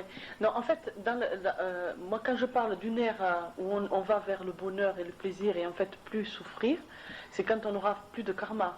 C'est pour cette raison qu'actuellement, ils se pressent pour nous faire évoluer. D'accord? Au niveau des épreuves, si tu veux, bon, moi, pour ma propre évolution, je n'ai pas évolué que par les épreuves. J'ai évolué aussi par ma propre recherche. Hein? Non, mais c'est souvent qu'on parle d'évolution avec une épreuve. Mais parce qu'on ne peut pas faire autrement. C'est-à-dire que, exemple, moi j'ai eu aujourd'hui une femme qui a perdu son fils dans un accident. Et elle a perdu son fils dans un accident, je crois que c'est de moto, mais l'enfant il a été déchiqueté devant ses yeux, tu vois, mort violente et en plus vision violente. Ouais. Mais quand tu regardes ses vies antérieures, tu comprends totalement cette mort. En fait, et en plus, l'enfant, une semaine avant, avertit sa mère. Il lui a dit, tu sais, moi, je ne vivrai pas vieux, je vais mourir jeune. Il lui a dit, maman, je veux être incinéré. Et l'enfant, il est mort à 11 ans. Bon. Ce que je veux dire par là, c'est que là, épreuve évolutive. D'ailleurs, quand tu fais le thème de la femme, tu vois que ça. Le jour qu'elle est née, la mort de cet enfant, tu la vois, accident, tu vois tout, hein.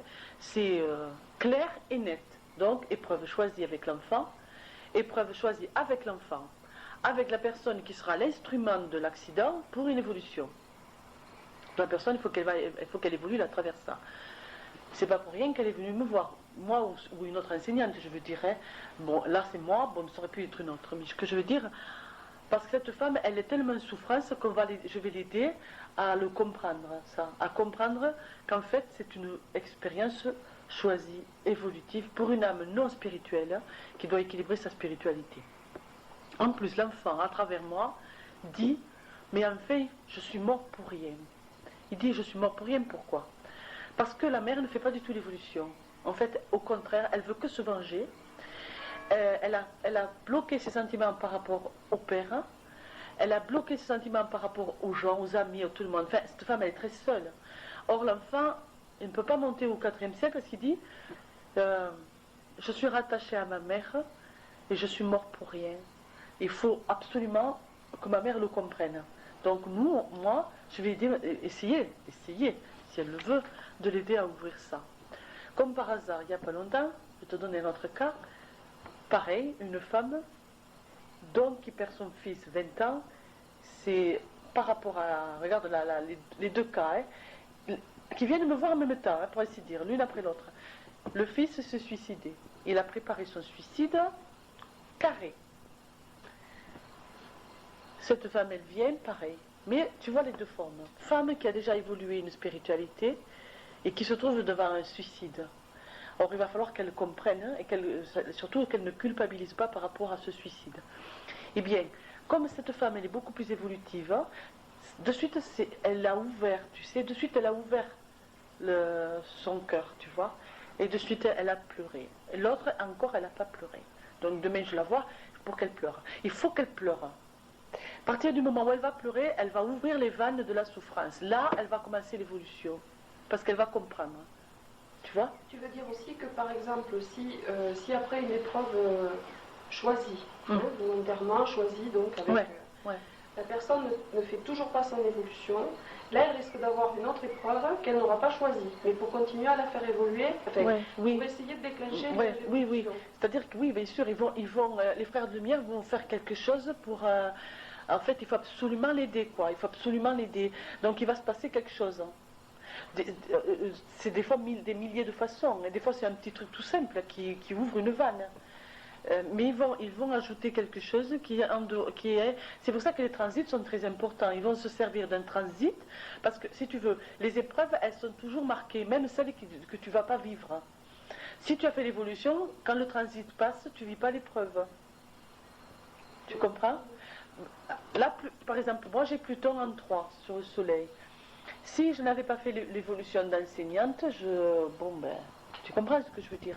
Automatiquement, là, il me prépare par l'épreuve pour cette maison 3. Il me prépare une épreuve autre pour voir si je me sers de ce que j'enseigne pour moi.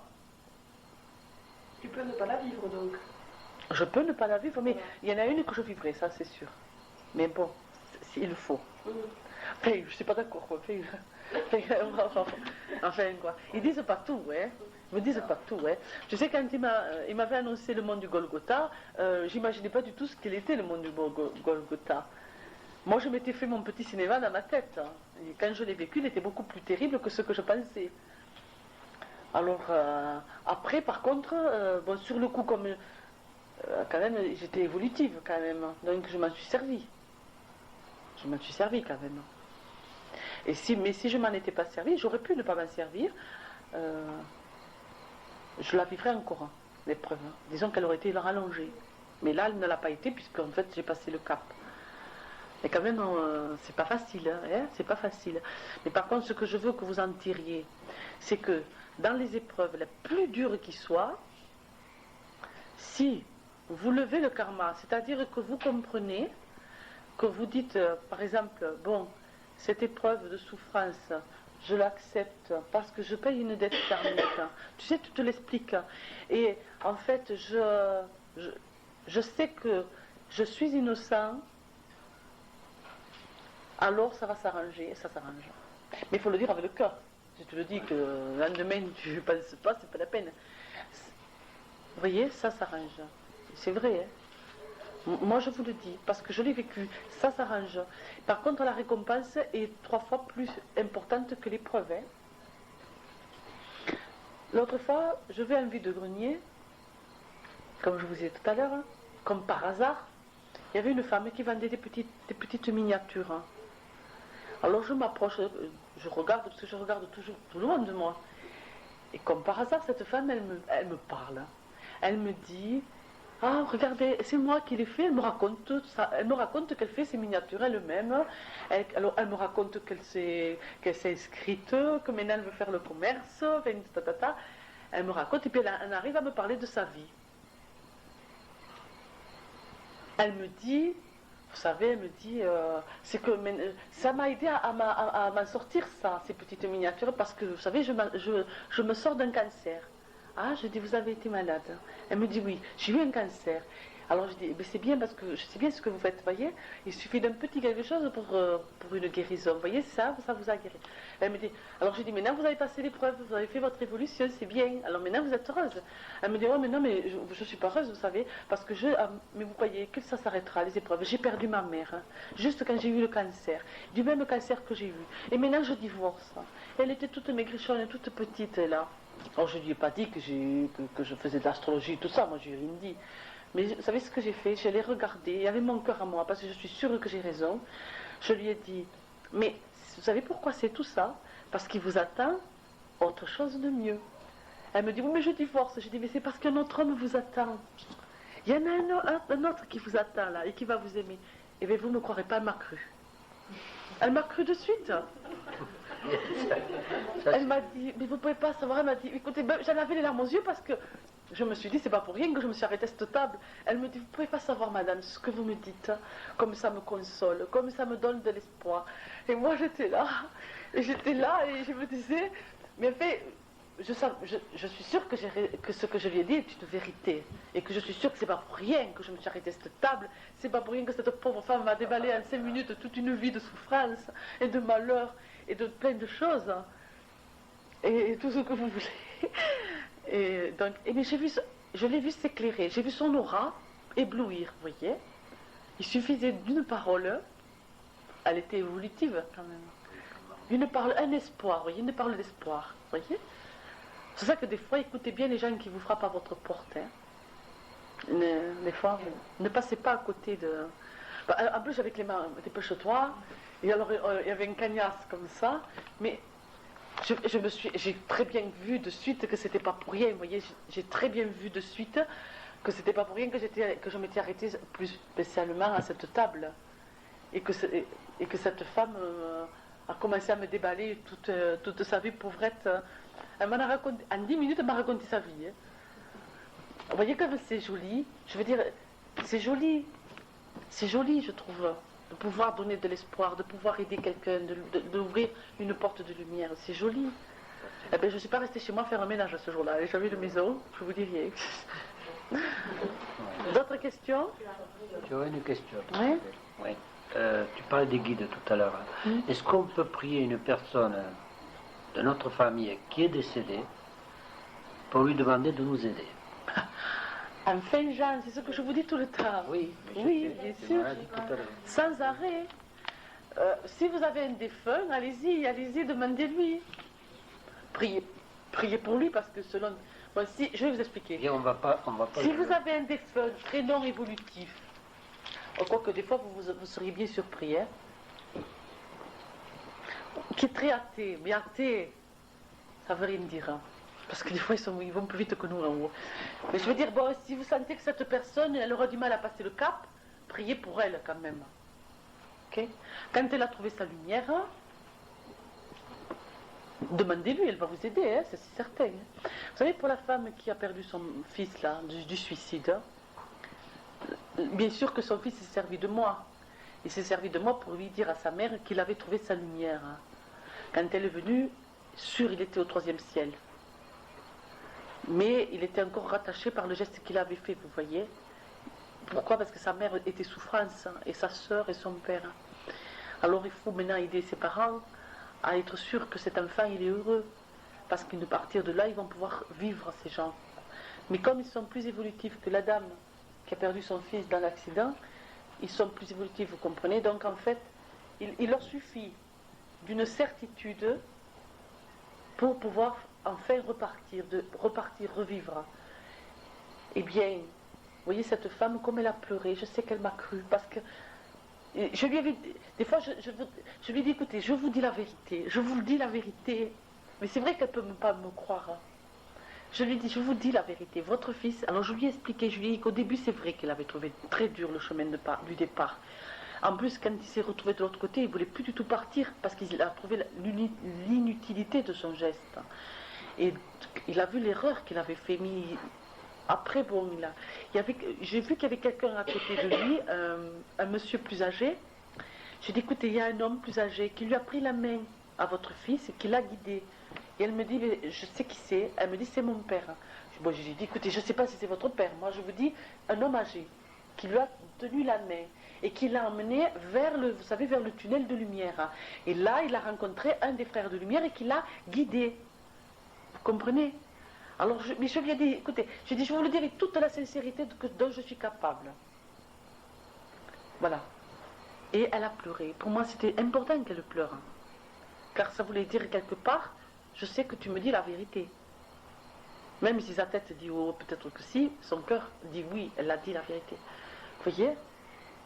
Alors, c'est sûr, des fois, je peux leur dire plus. Par exemple, là, j'ai pu lui dire qu'il était que son fils, je le voyais grand, blond.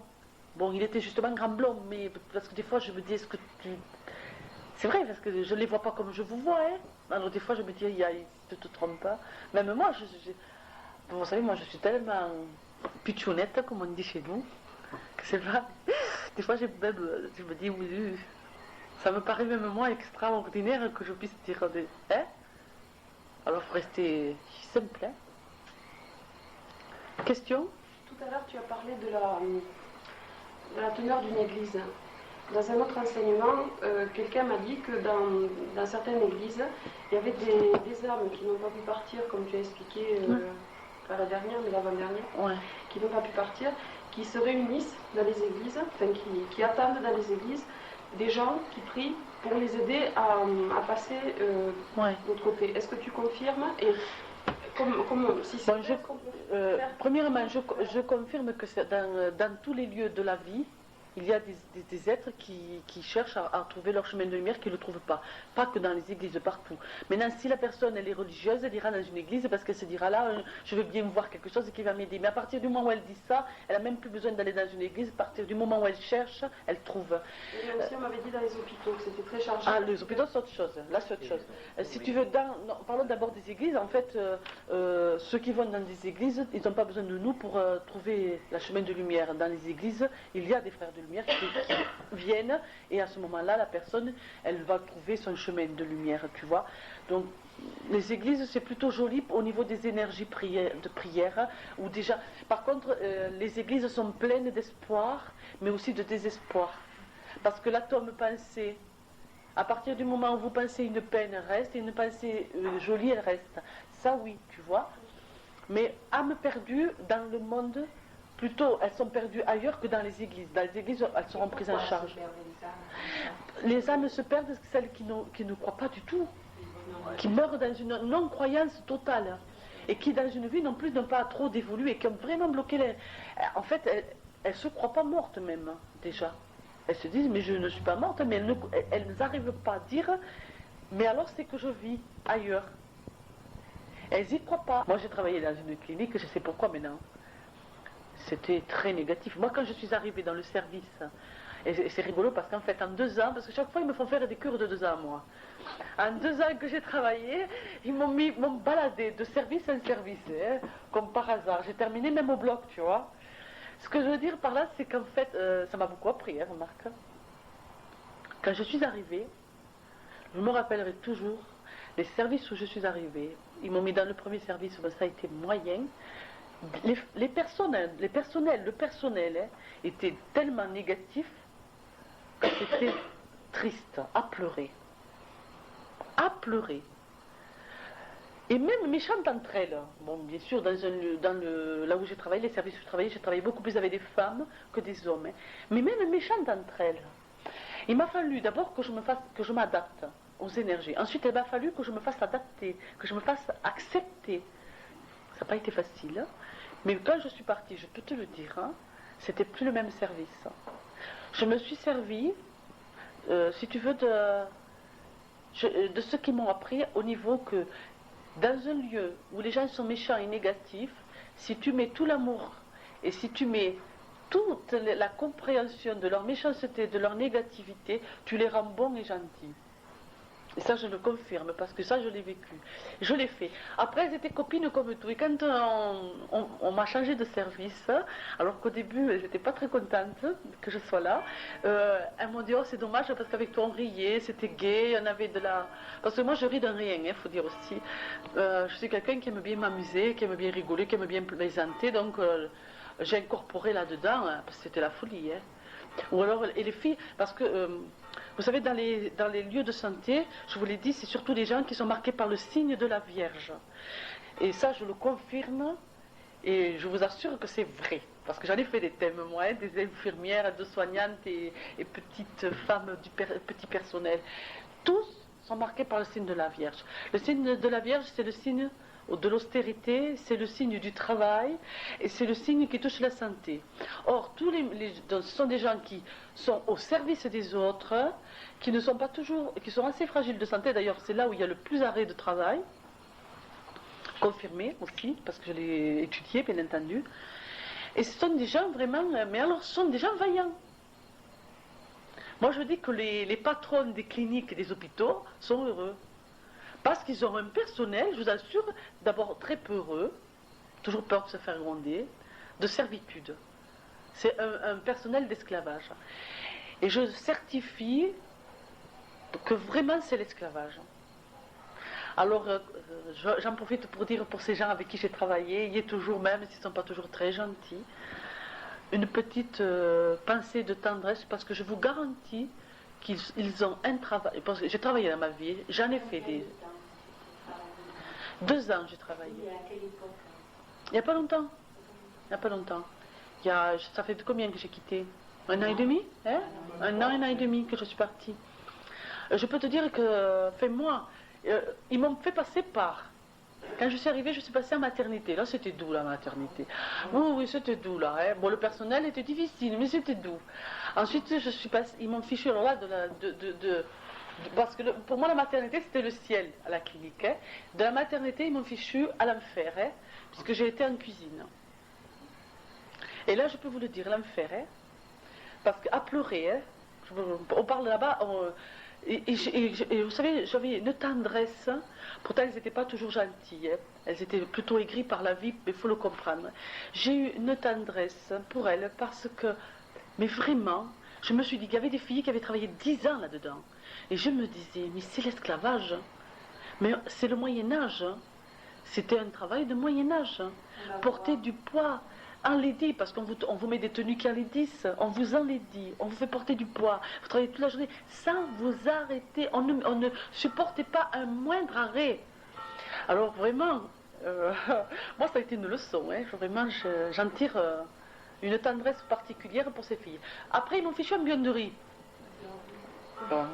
Alors là, en buanderie, je ne vous dis pas. Alors, moi qui étais très délicate, de mon côté balance, pipi, caca, vomi, toute la journée, vous savez. Alors là, moi j'étais très délicate, et encore le plus dégoûtant, les vomis, les crachats, tout ça. Enfin, j'étais là-dedans, vous voyez. Alors, au début, je les tenais comme ça. Ouh, après, je me disais, ouh. Et après, je m'y suis habituée. Si on s'habitue à la misère, hein. Et de là, donc là, bon, c'était pareil. Alors là, bien entendu, de porter du poids toute la journée, les filles sont crevées. Et là, c'est pareil. Quand je suis arrivée là-dedans, elles se mangeaient.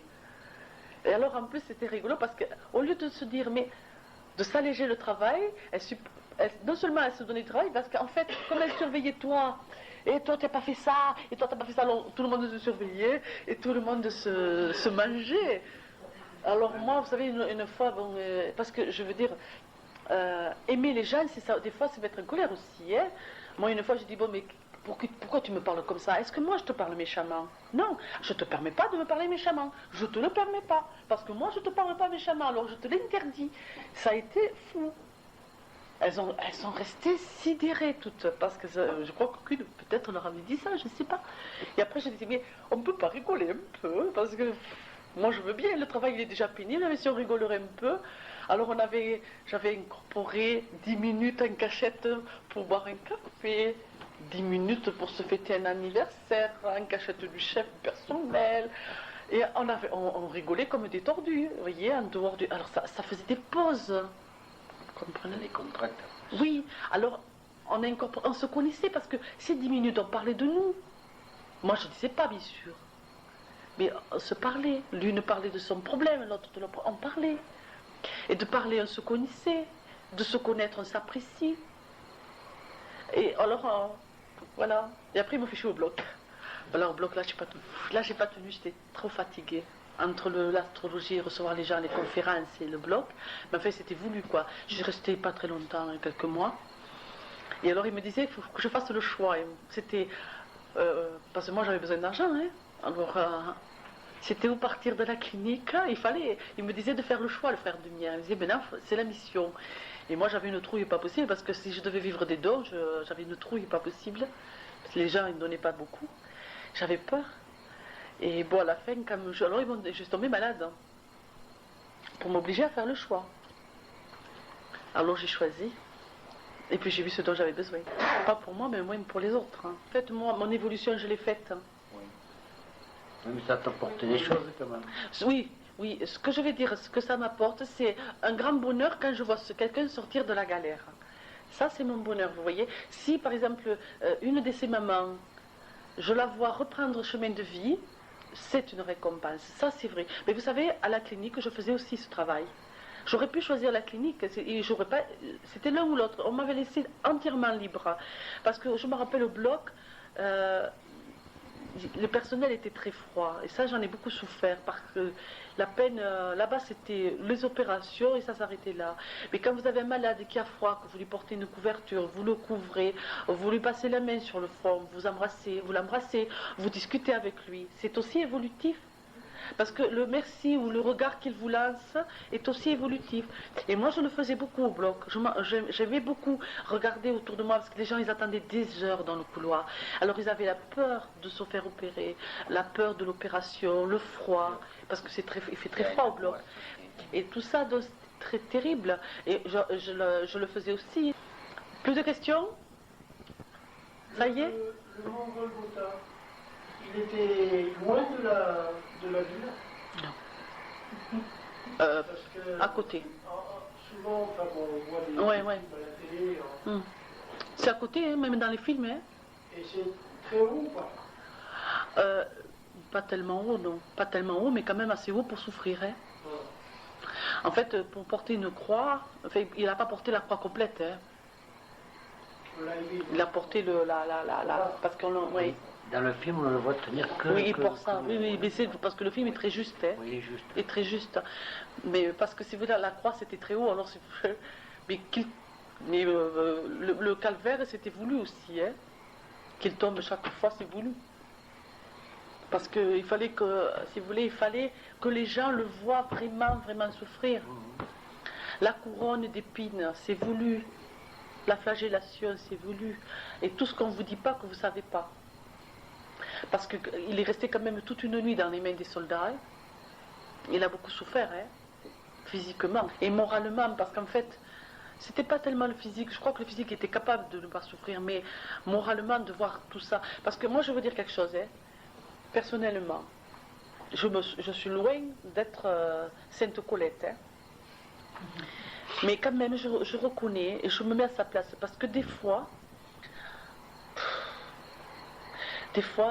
on a un peu de... On se dit, mais c'est pas possible, mais ils comprennent rien. Vous voyez ce que je veux dire, hein? Vous comprenez? Par exemple, au niveau des messages. Je ne parle pas pour cette assistance. Mais je vois que dans les élèves que j'ai des fois, surtout une partie d'élèves que j'ai qui sont débutantes, en fait, elles font même pas cas, quoi, vous voyez? Elles font pas cas. Mais moi, les messages, je les donne pas pour moi. C'est pas moi qui les donne. Et moi, ça me fait de la peine quelque part. Parce qu'en fait, c'est pas compris, vous voyez? Et ça, c'est... Alors moi, je le ressens des fois difficilement. J'imagine quelqu'un de pur, qui doit le ressentir plus que moi. Il doit souffrir plus que moi. C'est ça qui est triste. Parce que je trouve que, des fois, c'est... Ou alors quand je vois quelqu'un qui a reçu pendant 1 an un enseignement pour la libérer des scories mentales, de ceux qui l'enchaînent et qui recommencent. Et bien ça aussi, vous voyez, c'est pesant. Voilà, c'est pesant.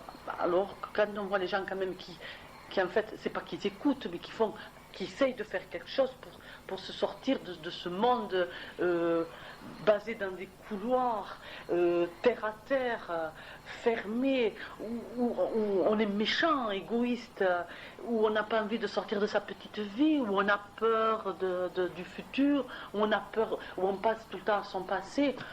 Moi, je trouve ça... Alors j'imagine que des fois, il devait en avoir ras-le-bol. Vous savez, ça m'a été dit qu'une fois, il disait comme ça, il disait... quand est-ce que je quitterai, quand est-ce que je partirai de ce monde si méchant? Mais je le crois. Je le crois, hein, quand même. Hein. Des fois, c'est dur. C'est vrai. Et tu crois que ça changerait si revenir? Tout à l'heure, tu as posé... Ça a changé déjà. Tu as posé la question, mais moi, je ne suis pas sûre. Hein. Ça a changé déjà. De toute façon, il va revenir et ça changera. Parce que si chaque fois qu'il revient, ça change quand même. Mais ça change qu'un peu. Parce que quand même, il est venu il y a 2000 ans et où on est maintenant, mais c'est pas terrible. Hein. C'est vrai, mais eux, ils disent que quand même, il y a eu des choses de faites. Hein. Et que, en fait, c'est maintenant que la vraie mission christique va commencer. Parce que jusqu'à maintenant, il n'a fait qu'élever les consciences. Et déjà, c'est très important les 2000 ans là, parce que les 2000 ans permettent une réincarnation plus suivie, ce qui n'était pas, parce que beaucoup d'âmes étaient en sommeil. C'est pour ça qu'il disait, que dans la Bible c'est mal compris aussi, au jugement dernier j'ouvrirai le livre, ta. En fait, non, c'est que il a permis, grâce à sa venue, beaucoup d'âmes ont évolué de l'autre côté, parce que beaucoup d'âmes ont pu se réincarner plus facilement aussi. Parce que, vous savez, quand une âme est trop mauvaise, elle est mise en sommeil, elle réincarne de suite, mais elle n'est pas non évolutive. Ça a permis beaucoup d'évolution, ça, quand même. Hein. C'est bon pour ce soir ou... Oui. On a toute une tracasse, un truc très matérialiste.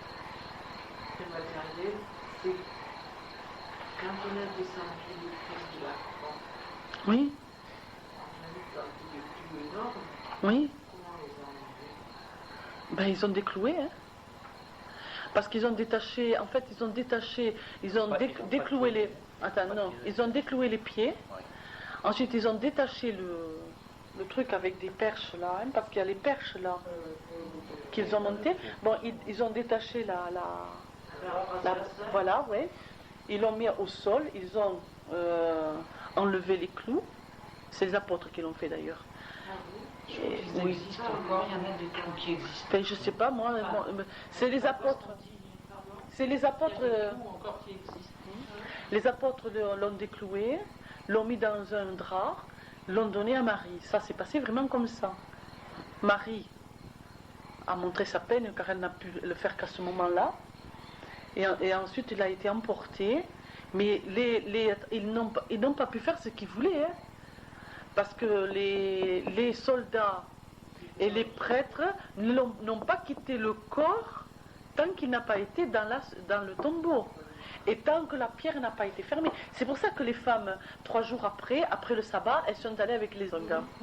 Elles sont allées pour l'entourer, en fait. Mais là aussi, les gardes qui étaient au tombeau sont allés les accompagner. Hein. Il y avait des gardes devant le corps. Ah oui, ils n'ont pas... Et alors, ce qu'ils ont fait les prêtres, quand ils ont vu que le corps n'existait pas, quand les femmes sont parties, parce que les femmes, elles sont parties comme des folles, hein. Les prêtres, ils ont payé les gardiens